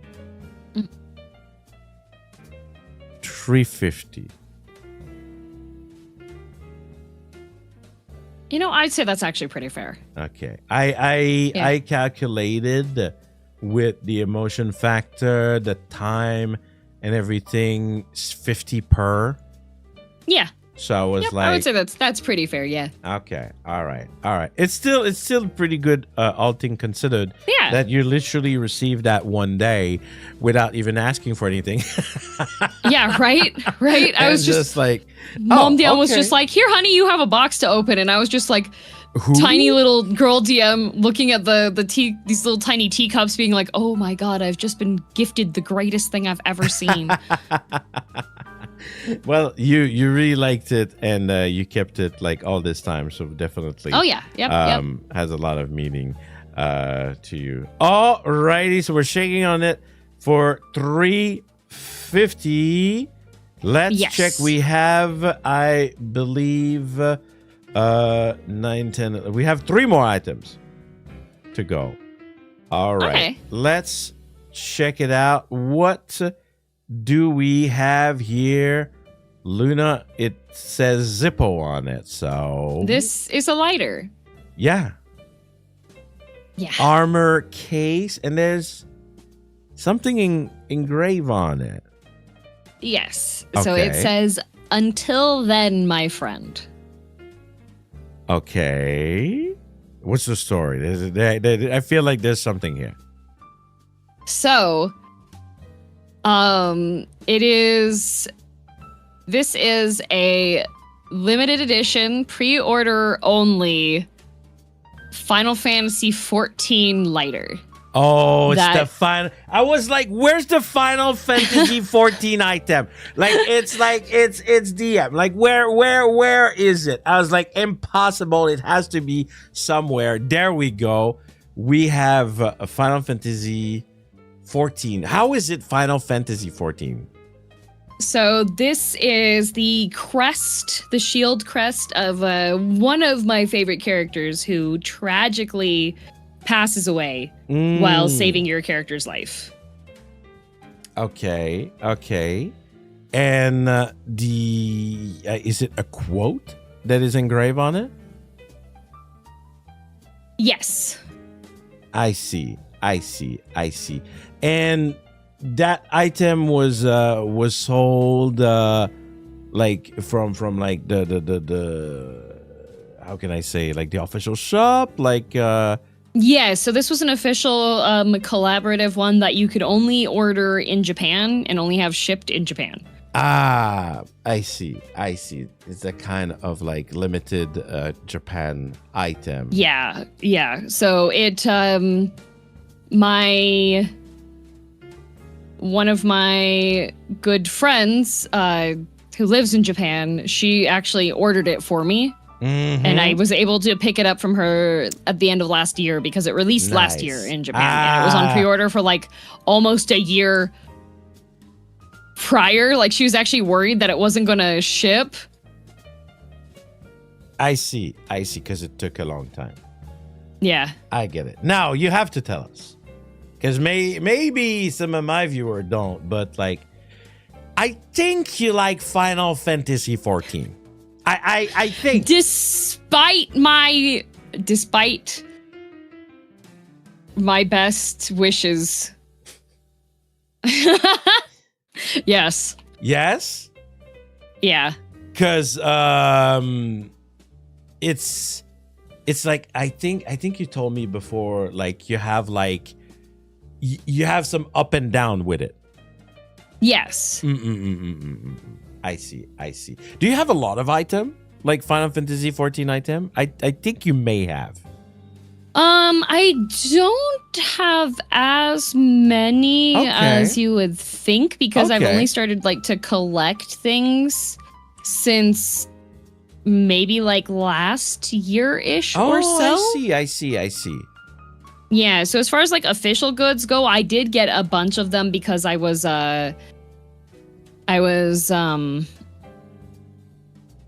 had in Japan in December, we had a Secret Santa, and one of the person that got me, my friend knew me, simply followed me around the Square Enix store, and everything that I picked up, she and put down, she bought. She built your collection.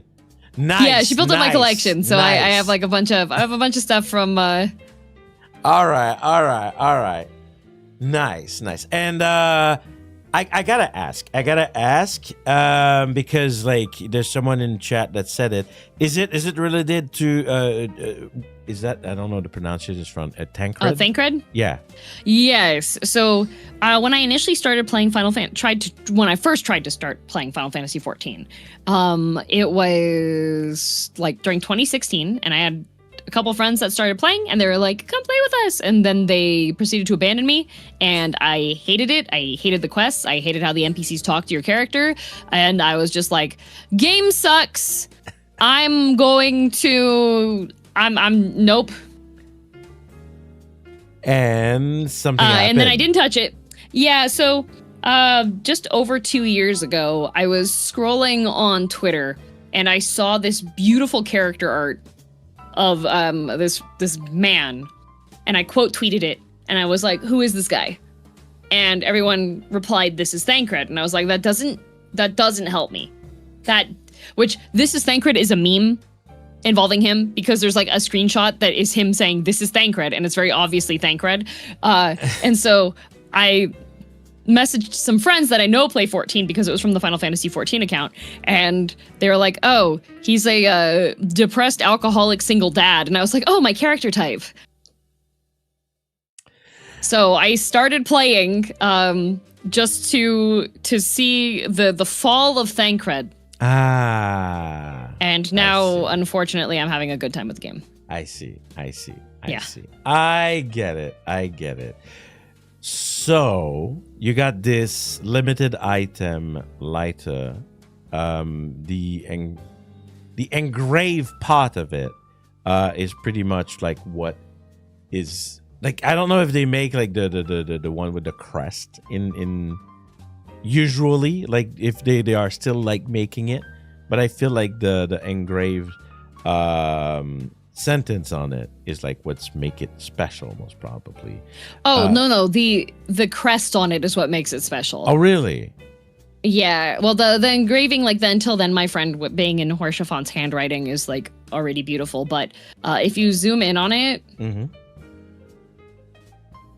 so you can see how there's kind of like a gouge in the lower bottom part of the shield. Right.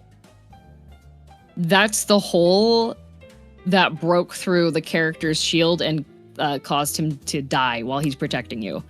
Oh, yeah, I think I see it. I see. So it's like it's very reminiscent of his grave. So it's not only a crest; it's also the shield. It's a memorial, in the story. I see. All right. This is definitely limited, which means yes. It has a higher value being limited. Yes, they no longer sell it. It's not very old, but it doesn't matter. They're not selling it currently. And it is from iconic moment, I guess, for you, at least for your community. Yes. They do know and associate you with Thancred. So, and it was a little bit hard to get because it's like Japan only. Do you remember how much if you want to share, you had that? Oh, it was not that bad. It was Ichiman. That's a crazy thing. That's a crazy thing with Japan. They go and they do these limited time, limited only region, and then you look at the price and you're like, for a collector item, really? Yep. But the thing is with Japan, because they do it so limited. Yes. Right? Yes. It's so limited, and that's what's the problem. Was it? Did you have to win a lottery too? No, but it did end up selling out, and it wasn't ordering. You could not order it through the Square Enix page. You could not order it through the Final Fantasy merch page. It was through a Japanese department store. Interesting. Yeah, it's crazy. Kombini are not only cool for what they are, they have a lot of limited stuff. Yep. Like for collecting, it's kind of crazy. They sometimes have like I don't know if you ever seen them when you were here, but they will have like a series and it's a lottery, and like can only be gotten at that let's say at Lawson only or at like at 7-Eleven. I've done those, and then you have to win the prize, but like it's literally a lottery. I have a Yep. what's the series? It's the depressed little animal and item, Sumiko Gurashi. Oh yeah, Do you know Sumiko Sumiko Gurashi, Gurashi? I actually won a one of the iPrize. I bought one for fun because Ms. Janken love these little mascot, and I got like the panda who's always cold, and I got a big kind of a big plushie for this kind of item. So yeah, and because of that, even if it's a Konbini item, it could only be gotten like through Konbini with a lottery, but for you it was pre-order, right? Yep. Yeah. Yeah, this one though, since it was like super difficult to get, I did actually just open eBay just to take a look because I was curious. And people are the cheapest one I'm finding for this is 200 USD. I'm not surprised. That it's like at least 100 times, if not 200 times, more expensive than. Wait, no. You said Ichiman, it was Ichiman, yeah. But it was Ichiman. Well, like probably if it would have been in USD, it probably would have been closer to like 65 USD. Right. Okay. And they're asking for like minimum 200 for it, and it just came out. Yeah. And that's the thing, because every item, the longer it's unavailable, the longer that like it sit on the shelf and it hasn't found its buyer, the price usually increase. So with all the story you have with Final Fantasy 14, with the hardship of getting this item, I think even if it wasn't like that expensive, I think we have to make it a little bit more than what you found. And I am offering, and you let me know if you think this is fair, I'm offering 300. I think you know what, I'll take it. Yeah? That's fair. Shaking on that's fair. Okay, shaking on that, because additionally I have a second one because I had my friend buy two. Of course. There we go. That's the kind of item that you're just like, oh, you know what? Like I got two, so I don't even mind like getting. I got two. I have one for me and one for if there's an issue. Nice. Dang, she really wanted that lighter. Oh yes, I did. I actually have two perfumes on order from this same friend, so I have to plan another Japan trip after those ship because yes, because they have one that's released for another character that I really like a lot. And you did Final Fantasy food today? I did, well, because I have the cookbooks. I love and everyone those. told me that the Final Fantasy 14 cookbooks are really, really good. And I think it's really difficult to motivate yourself to go through and cook everything in a cookbook. Yes. So I figured, you know what? Why don't I just like do work with this? Yes, you know? yes. And just not only just like cooking it for myself, but like making maybe a series. Or is it the first time you do it, or it's no, it's a series. I've been I started last year. Oh man, all right. How's it going? Like, are you going through the book nicely, or? I still have a ton because the second volume came out. Well, the other thing was, oh wow, I bought this cookbook and I couldn't actually cook any recipes from it until I had gotten past I had to get past the 4th expansion, Realm Reborn, Heavensward, Stormblood. Oh, because there was some I had to finish. Related. I had to finish because they have spoilers. There's spoilers in the cookbook. And so I had to wait until I'd actually gotten through. And then the second cookbook came out and I had to wait to open that one because it was for the more the other expansion that I was playing through. I see. All right, that makes sense. So that's why it maybe took even longer. Yeah. Interesting. All right. I did play, and I think I told you too. I did play Final Fantasy 14 for a time, but I was like your friend. I left the boat. Yeah. Because it was too time consuming. Yeah. But I do remember, like back in the days when it was the first edition of Final Fantasy 14. And I played like the beta version they had of that. And I was like, oh my God, what's going on with this game? And I did replay once Realm Reborn came out. But what a game. What a game. Yeah, it is. The Realm Reborn I do not like. I can list off all the things I don't like about it. I played World of Warcraft for a very long time, and it's a very different type of pacing and quest following compared to WoW. Yeah, absolutely.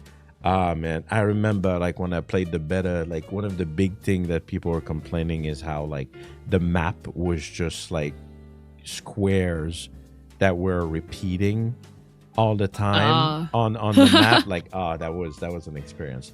All righty, but we're shaking on it for this lighter here. Yes. Of Final Fantasy 14. All right, let's go on the next item. I think we have 2 to go. 2 to go. Almost there. All right, what do we have here? We have a nice painting, unless...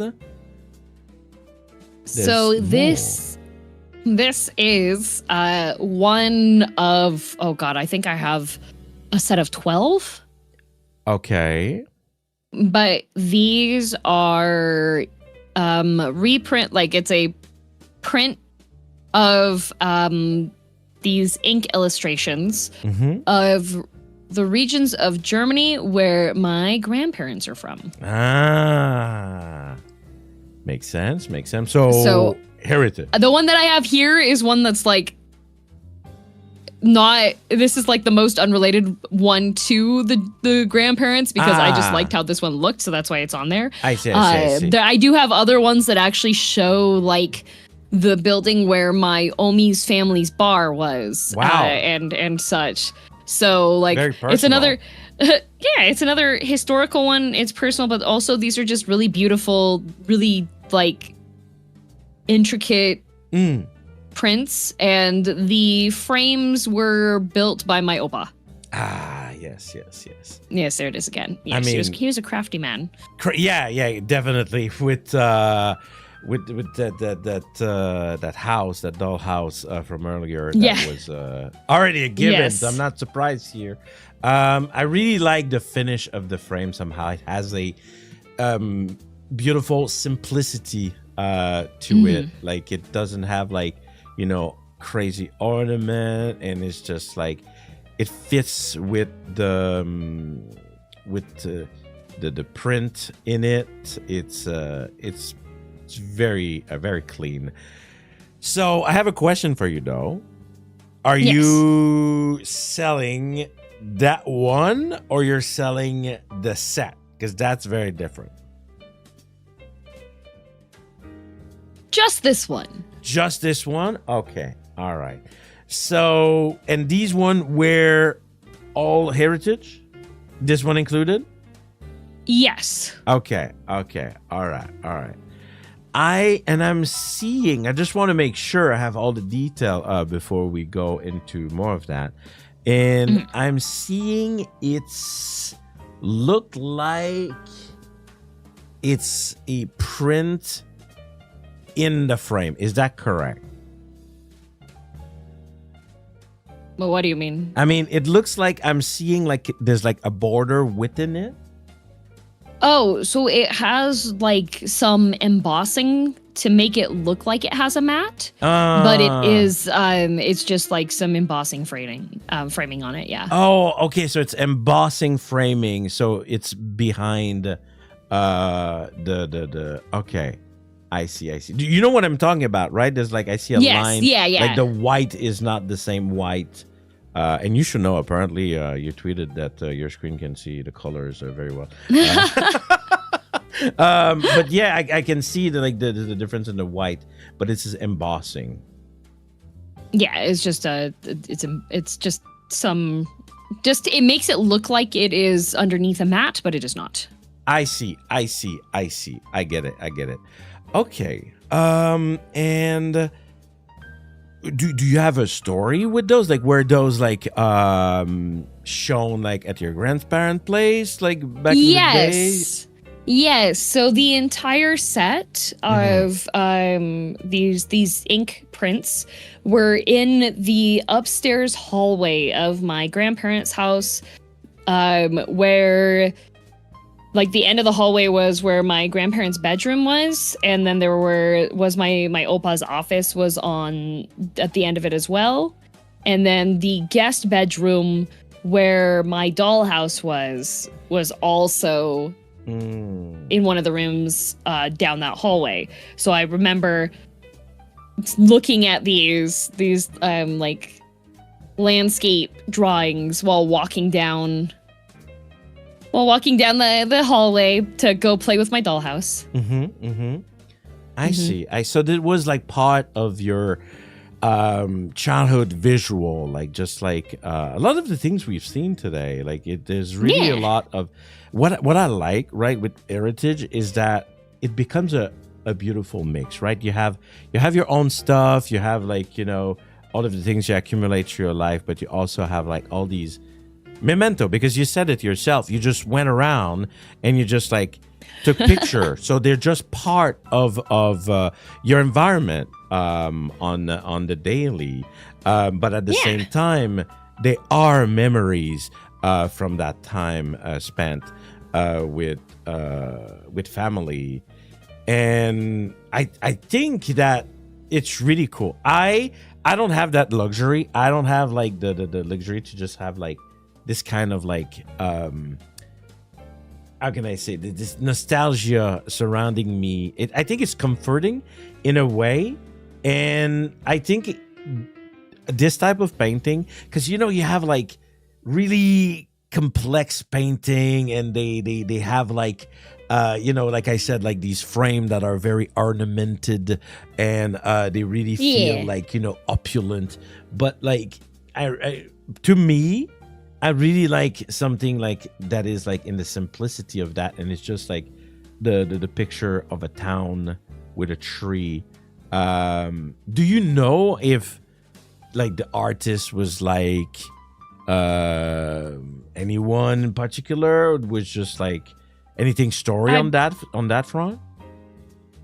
I have the rest of the prints in a folder, and like they do list who the artist is, but I actually haven't done research really into it. I see. I think the artist is just somebody that is from that area. Right. That would make sense because you were saying that some of them is literally some area very personal where you recognize like the neighborhood, right? Okay. Art is another thing when I receive some of those that is always hard, right? Because it technically it's its own field in the pawning world, and it would depend on like, you know, on the artist, and it would depend on how old it is. So and every time like you bring some of those heritage stuff, my brain is like, so this is 100 year, right? So in the same way, I imagine this is probably the same. This is probably, I'm not sure. No? I think he got it. I think my Opa brought it back when he was visiting Germany, so it probably is closer to like 70 years old, but it's getting there probably. It's getting there. Okay, I see. Man, it's so like I said, I personally like it. I think this is in my taste the kind of stuff that is like you want to have around. It's just subtle, it's beautiful. I am gonna say, and that's me, not like a hard art buyer per se, but I think for the one, right? Because you did say it is for the one. I am gonna go, and maybe I'm super wrong. Maybe I'm super wrong. But you correct me. For the one painting, the one print, actually, it's a print, right? The one print. Yes. I would say 100. You know what? I would take that. That's fair. Yeah. Okay. But I have no idea. Like nowadays, like is that still is this an art that is going away? Like this kind of like printing art? I'm really not sure actually. I'm not sure. You know, I haven't seen a lot of stuff similar to this. Right. But I also haven't been actively looking for it. For sure. I mean, Japan is still really big on print. It's crazy, like to have like these intricate stamps here. It's its own level of printing. But all right, let's settle it for 100. I really like the piece, and you have like 12 of those that are similar. Yeah. Wow, just like all around. That must be. Do you like all have them like all together or all like different in different areas? I'm just curious. I have 7 of them up. Because I don't have 12. I don't have a lot of space otherwise. Exactly. I was about to say 12 is a lot of wall, you know? And this doesn't look very small. This is like what? A meter, even maybe a little bit more. What we're looking at? It's like a standard. It's about printer paper size, I would say. Okay, so maybe it's not as big as I thought, but still, 12 is a lot. Yeah. I have a whole bunch of them, but I only put the ones that I really liked. So a couple of them are castles. Yes. Castle, they make great. I feel for this kind of printing thing, it like feels like something like from a book. Yeah, it's great. Yeah. All right, and then we have the last item of the day. Yes, the last item of the day. I don't know if it's because I'm a dirty French Canadian, but I did not know this item.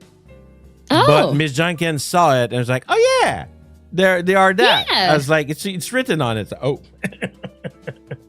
But apparently they are something known, but also probably getting dated a little bit, so maybe not known like by all.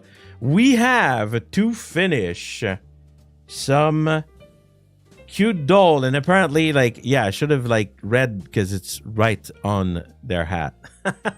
Yes. What are we looking at here, Luna, to finish? So this is from my non-German side of the family. Oh. Yeah. So these are authentic, like the faces are stitched, not printed. That's not stuffing coming out of the bottom of Raggedy Ann's foot. That's cat fur. Yeah, I just realized a little too late, and it's up on a high up shelf that gets a little dusty. But this is Raggedy Ann and Raggedy Andy, and they debuted as they're a pair of dolls, and it's the book that was about them came out in 1918. Okay. Yeah, and so Raggedy Ann and Raggedy Andy they're just really cute. They're I think my grandmother made these from a pattern. Oh, really? Yeah, because it's a really homemade. Well made, yeah. Hey, you could have definitely told me this is like an official product, and I would have totally believed it. They're really, really well made. So there's official patterns that came out that are from McCall's, which is a very well-known pattern producer for sewing patterns. And Grandma, not only, but Grandma was a big seamstress. She competed in quilts competitions. She sewed dresses. She sewed from my dad's side of the family, I have a stocking that was made for Christmas that was sewn by my grandma. Ooh, nice. And so my grandma made this Raggedy Ann and Raggedy Andy and did like all the embroidery work and everything by hand, most likely, because she did not have an embroidery machine. I have her old sewing machine. Wow. And so so my dad's side of the family has a lot more family members. I am the youngest granddaughter. More. Yeah, I'm the youngest. All right. So it's really funny. I'm the oldest granddaughter on my mom's side. I am the youngest granddaughter on my dad's side. Okay. So when my grandparents passed away on my dad's side, Dad's siblings and their offspring had seniority claim for a lot of things. But when I was going through things and we were asked if there were things that we wanted, I specifically said that I wanted the Raggedy Ann and the Raggedy Andy because I used to play with them. How come? Like, was there anything like special to it? Did you just like the dolls? Like, was there like something more than that? Well, by the time that I was a child, Grandma and Grandpa DM were already quite old. They had already been retired for quite a while, and their house didn't really have stuff for kids to play with. So when we would go and visit Grandma and Grandpa DM, there wasn't really much to do. Like their yard was really nicely landscaped and manicured, so there wasn't really much I could do with that. I usually would have to like bring my own books or my own toys because they just really didn't have. There weren't kids running around, and so one of the few things that I could actually play with and like carry around with me was the Raggedy Ann and the Raggedy Andy, and so I would take these two dolls and I would take them out into the backyard, into their very small little fenced yard, and I would play with the Raggedy Ann and the Raggedy Andy. And I would, when we had little tea parties, I would set up Raggedy Ann and Raggedy Andy because they're gonna have tea with me. Nice. And so there's a big amount of nostalgia with it, and the characters. There's actually a really old cartoon series that's very endearing, I would say. It's definitely way dated for its time because it is a they had a cartoon series a while back that was interesting, but there's some really, really funny clips with Raggedy Andy because Raggedy Andy doesn't care about anybody or anything else and doesn't want to do anything, but he loves Raggedy Ann. So all right. No, I'm completely unaware about these. I just think they're not a thing that like may have existed in Quebec because I really don't remember at all. Interesting. Someone said something in the chat, and I'm noticing something. I don't know if it's because like you have like a family who really take care of their stuff. They really are collector, or they like to conserve. But like a plushie, because of the fabric, right, is really easy. It's really easy. Like for example, I know Janken has like a very old plushie, and it's probably not as old as that. It's just like it's seen hell, you know? Like it's seen. It's like it looks like it went to combat, and it came back. But like I'm looking at these, and like we're gonna look at it like really close by, and this looks like really like yes, there's a bit of cat hair, but this is nothing, right?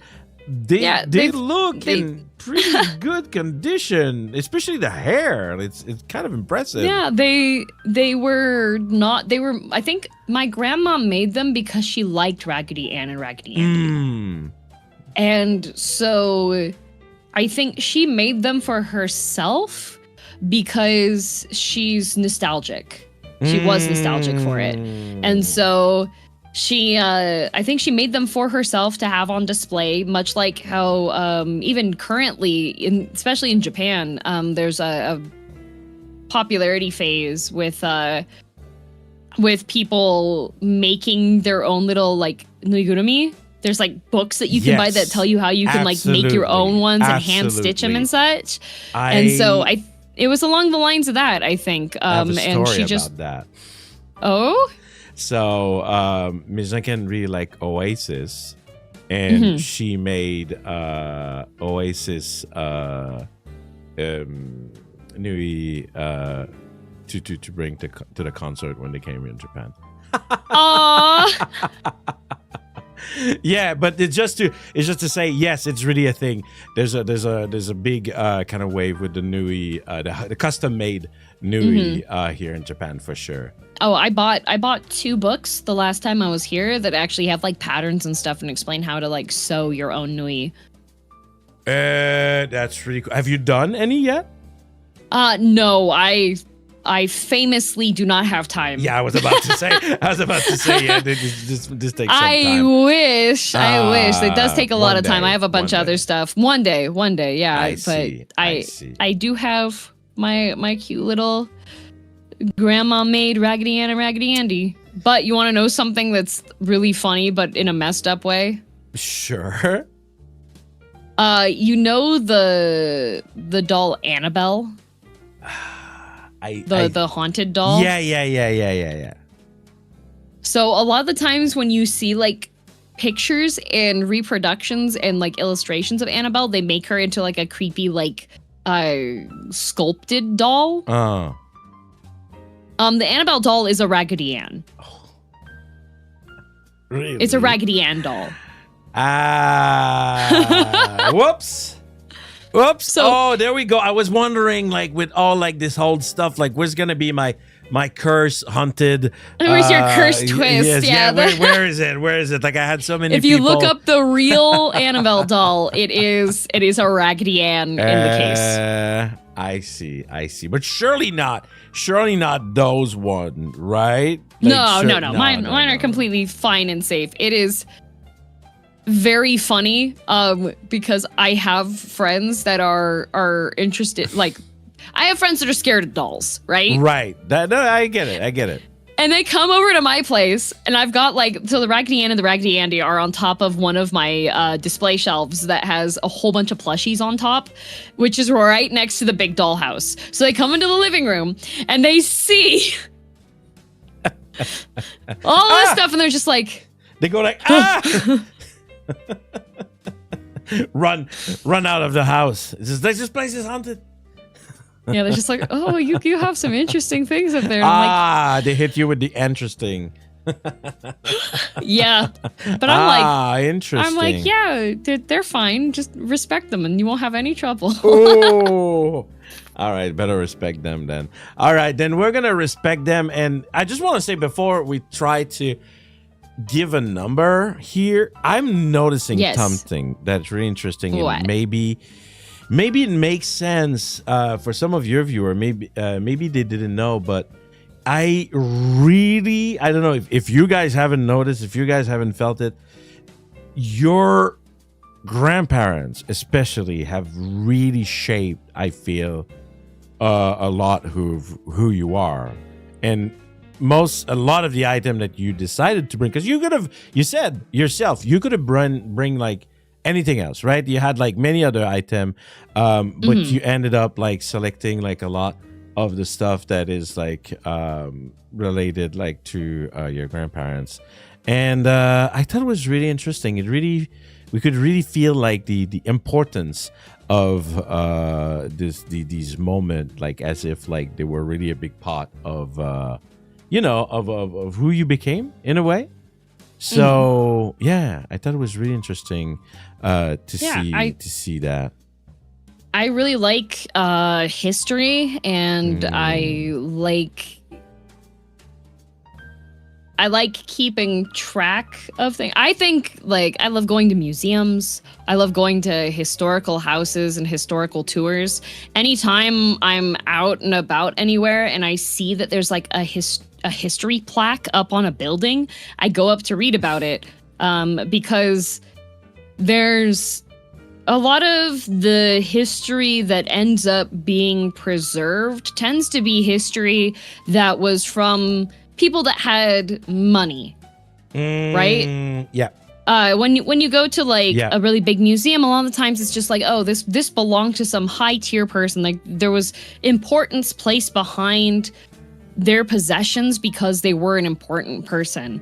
And when you have family members, those people are important to you, but there's not really additional focus that you can put on the mundane until it's too far away. And then you have people looking back historically being like, oh, it would have been nice to have additional information about like how people did this, how people did that, but there wasn't a way to preserve it. And so I think it's important to keep in mind like how my family lived and what was important to them and how that shaped their lives, because they went through like war times and economic downturns, and my German grandparents like post World War II dropped everything and left their home country and their families, right? And so looking at the things that was important to them, especially during times that are insane, like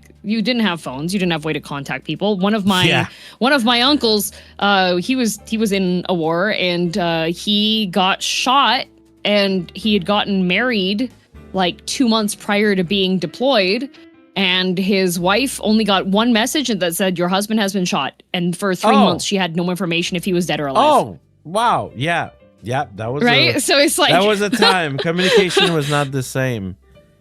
Yeah, communication wasn't the same, but there were still people like people still build relationships and establish what's important to them and hold on to things and pass those down, you know? Yeah. They do say that history is written by the winners, right? So there's a lot of things that like we don't see on the smaller scale. And yes, this is really interesting. This remind me, I've discovered a channel that I've been really enjoying lately. It's quite popular, but I don't know, I've become more and more interested into it. Where it's a guy who's like kind of an historian, and he makes like, I can't remember the name. He makes food from like 200 or 300 ago. Oh yeah. From I can't remember. And it's like it's the people. It's often like the people food.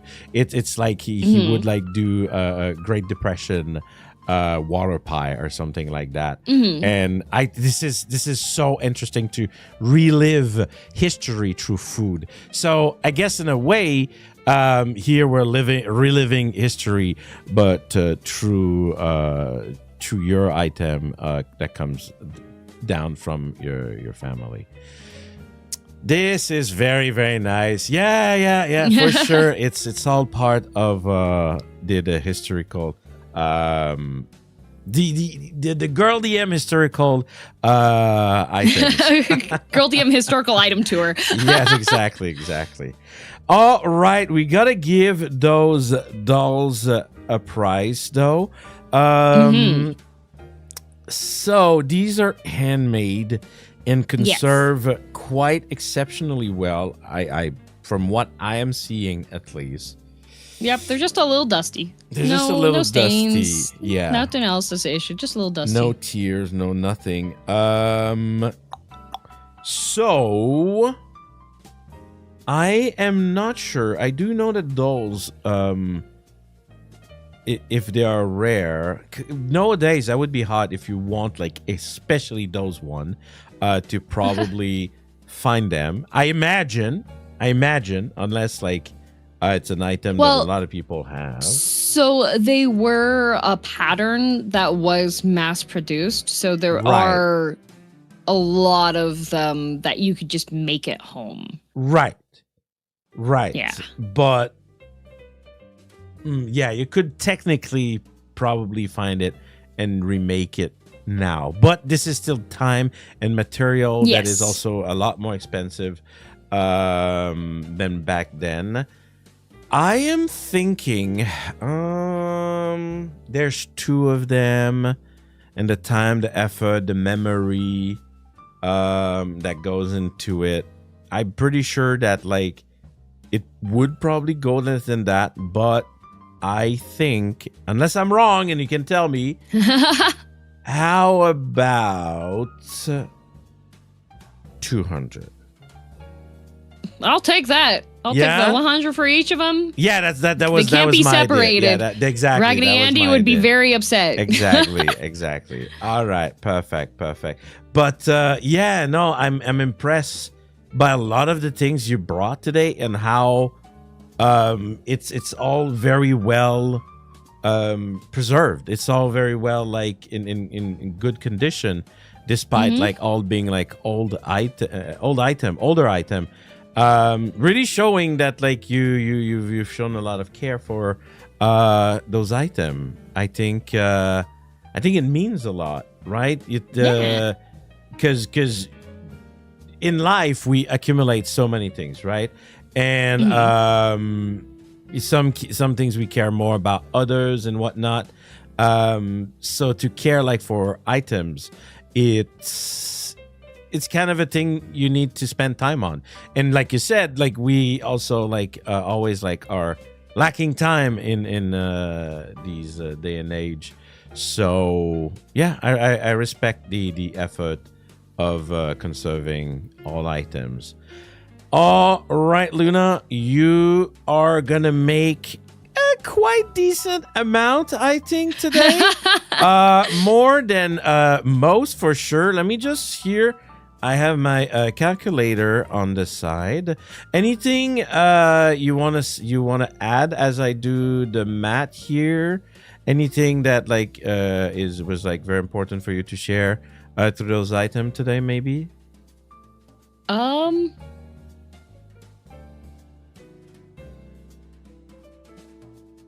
I could have been so much crazier. Yeah. And just taken pictures of, okay, so I have, you know, like Itasha?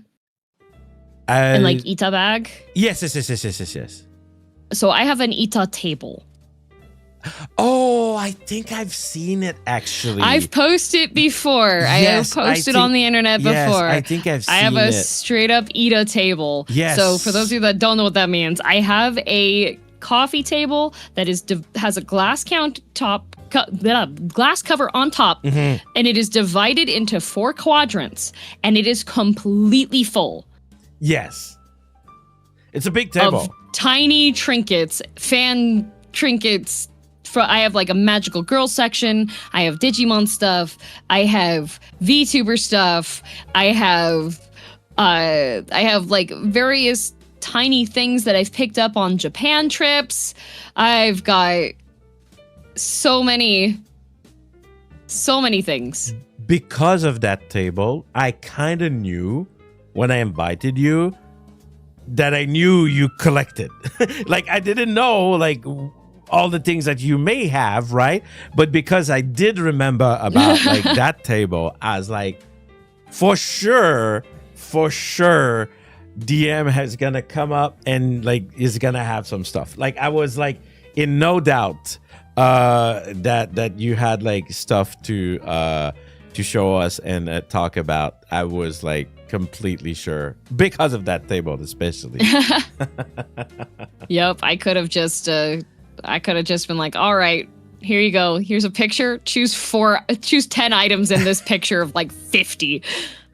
Yeah. Oh, I didn't even bring up the antique silverware. No, I have an entire silver buffet set that I inherited as well because my mom, DM, and the aunties did not want to take it because when they were children, they had to polish the silver every time a guest came over to the house. It was bad memory. So they were just like, they had PTSD of having to spend an entire weekend afternoon polishing this silver so that it would be perfect and beautiful and reflective for the guests coming over. Yeah, no, I get it. They were just like, no, I don't even want to see it. I've seen those, and they're like, we know. Yeah.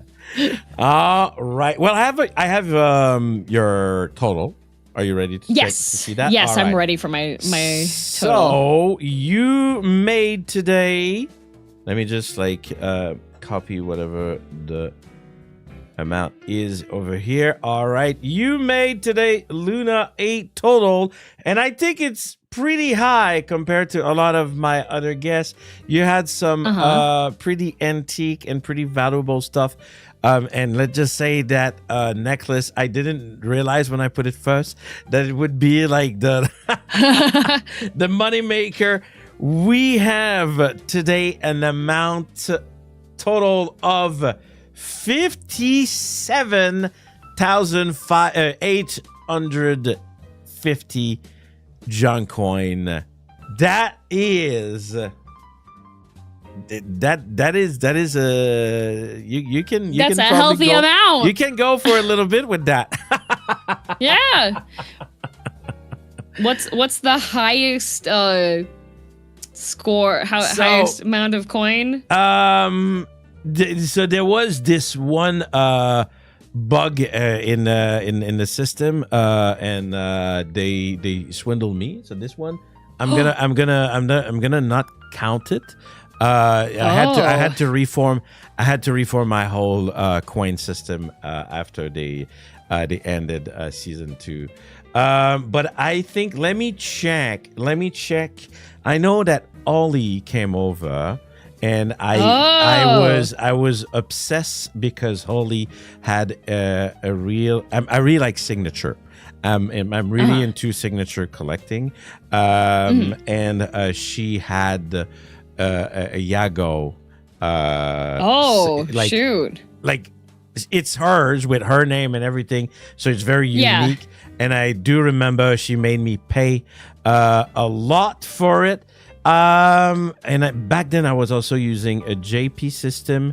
I think she made me spend way too much money to get it because I really wanted it. How much did she had? She had about 120K. But I think it's all because of the Yago signature. Yeah, understandable. Yeah. You know what I should have brought out for you? What's up? What should you have? If I would have known about signatures.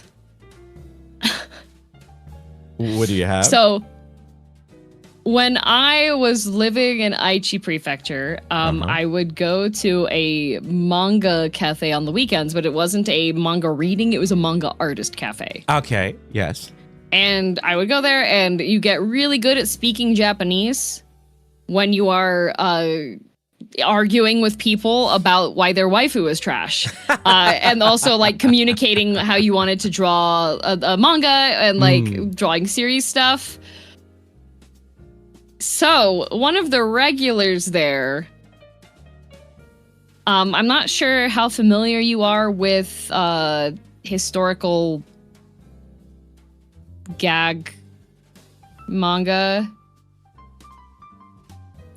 I'm not sure. What are we talking about? See, the thing is, this sounds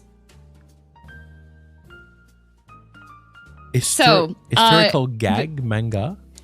Historical, like, gag manga. So this is a series that started in the early 90s. Okay. Wait, I think this isn't even the, was it the original one? Early 90s. Just say the name, DM. Yeah, what was this? Was the secrecy about it? So, listen, okay, well, the name of it sounds really bad. Oh, okay. Just share it to me if you don't want to say it. No, I'll say it out loud. Okay, there is a series that is called Hentai Kamen. Okay. Have you heard of Hentai Kamen? No, I have not. But that sounds it is a superhero gag manga that has 2 live action films. Okay. And I have a custom American comic book style cover. I have seen this character before. You definitely have. This character has shown up on a ton of, like, What the Hell Japan posts and such. Yeah, it reminds me of Hard Gay. A bit. But yeah, so Ando Sensei, I befriended him, and so when it was my goodbye party, he gifted me with a full color U.S. comic book style illustration with me as a superhero teaming up with Hentai Common to fight monsters that look like the owner of this manga artist cafe, and of course, it is autographed by Ando Sensei as well. That's crazy! Oh my god! Wow, that's really fun. Wow. Yeah, but one of a kind custom. The way that we became friends was we were having the Bonenkai, the forget the year party at the end of the year. It's always like that. Right? And so I got invited, and so we were all at like an izakaya, and we were having drinks, and I started chatting with like all the people that were in the izakaya were all people that go to this manga cafe. And so I was talking to this older gentleman at the bar, and we were both discussing in Japanese the differences between manga culture and comic book culture in North America versus in Japan. And so we spent like 2 hours going back and forth, blah, blah, blah. And then the owner, Tencho-san, came over and he was like, oh, did you meet Sensei? And I was like, oh, shoot, like the owner is an older guy. Like he's purely white hair, older Japanese man. And him calling this other younger guy, not even that much younger than him, Sensei. Right. Even though I was already a few drinks in, I was like, whoa, wait a minute. If the owner of this thing is calling this guy Sensei, artist. this is a big person. Yes. Artists are always Sensei no matter no matter what. That's crazy. No, for sure. That would have been like money for sure. Wow. What a story. That's the craziest thing, right? You brought 10, and as you said, you could have brought more. I had a whole bunch of other stuff I could have brought. I was just looking around being like, oh, shoot, I got to take 10 pictures. I've got so little time. Wow, that's nice. That's really cool. Well, I'm really happy you shared that little story. It was like the extra item. A bonus, yeah. A bonus. But yeah, thank you so much for bringing such history in my shop. I really feel like we've learned through a lot of like family stuff and part of like your childhood moment that like shaped you. Right, we are all shaped like by these things, and it was super interesting. Thank you so much, Luna, and enjoy the Kashi 57K, almost 58, and do you have anything like going on right now? I think you did mention something to me before we started. What's going on over your content?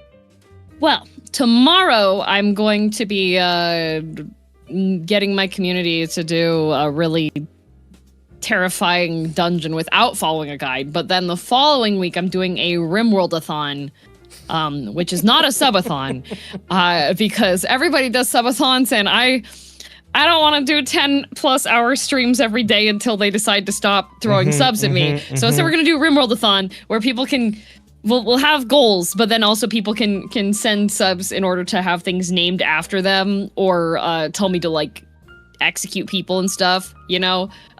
So yeah, it should be chaotic and fun. That sounded really fun the way you told me about it.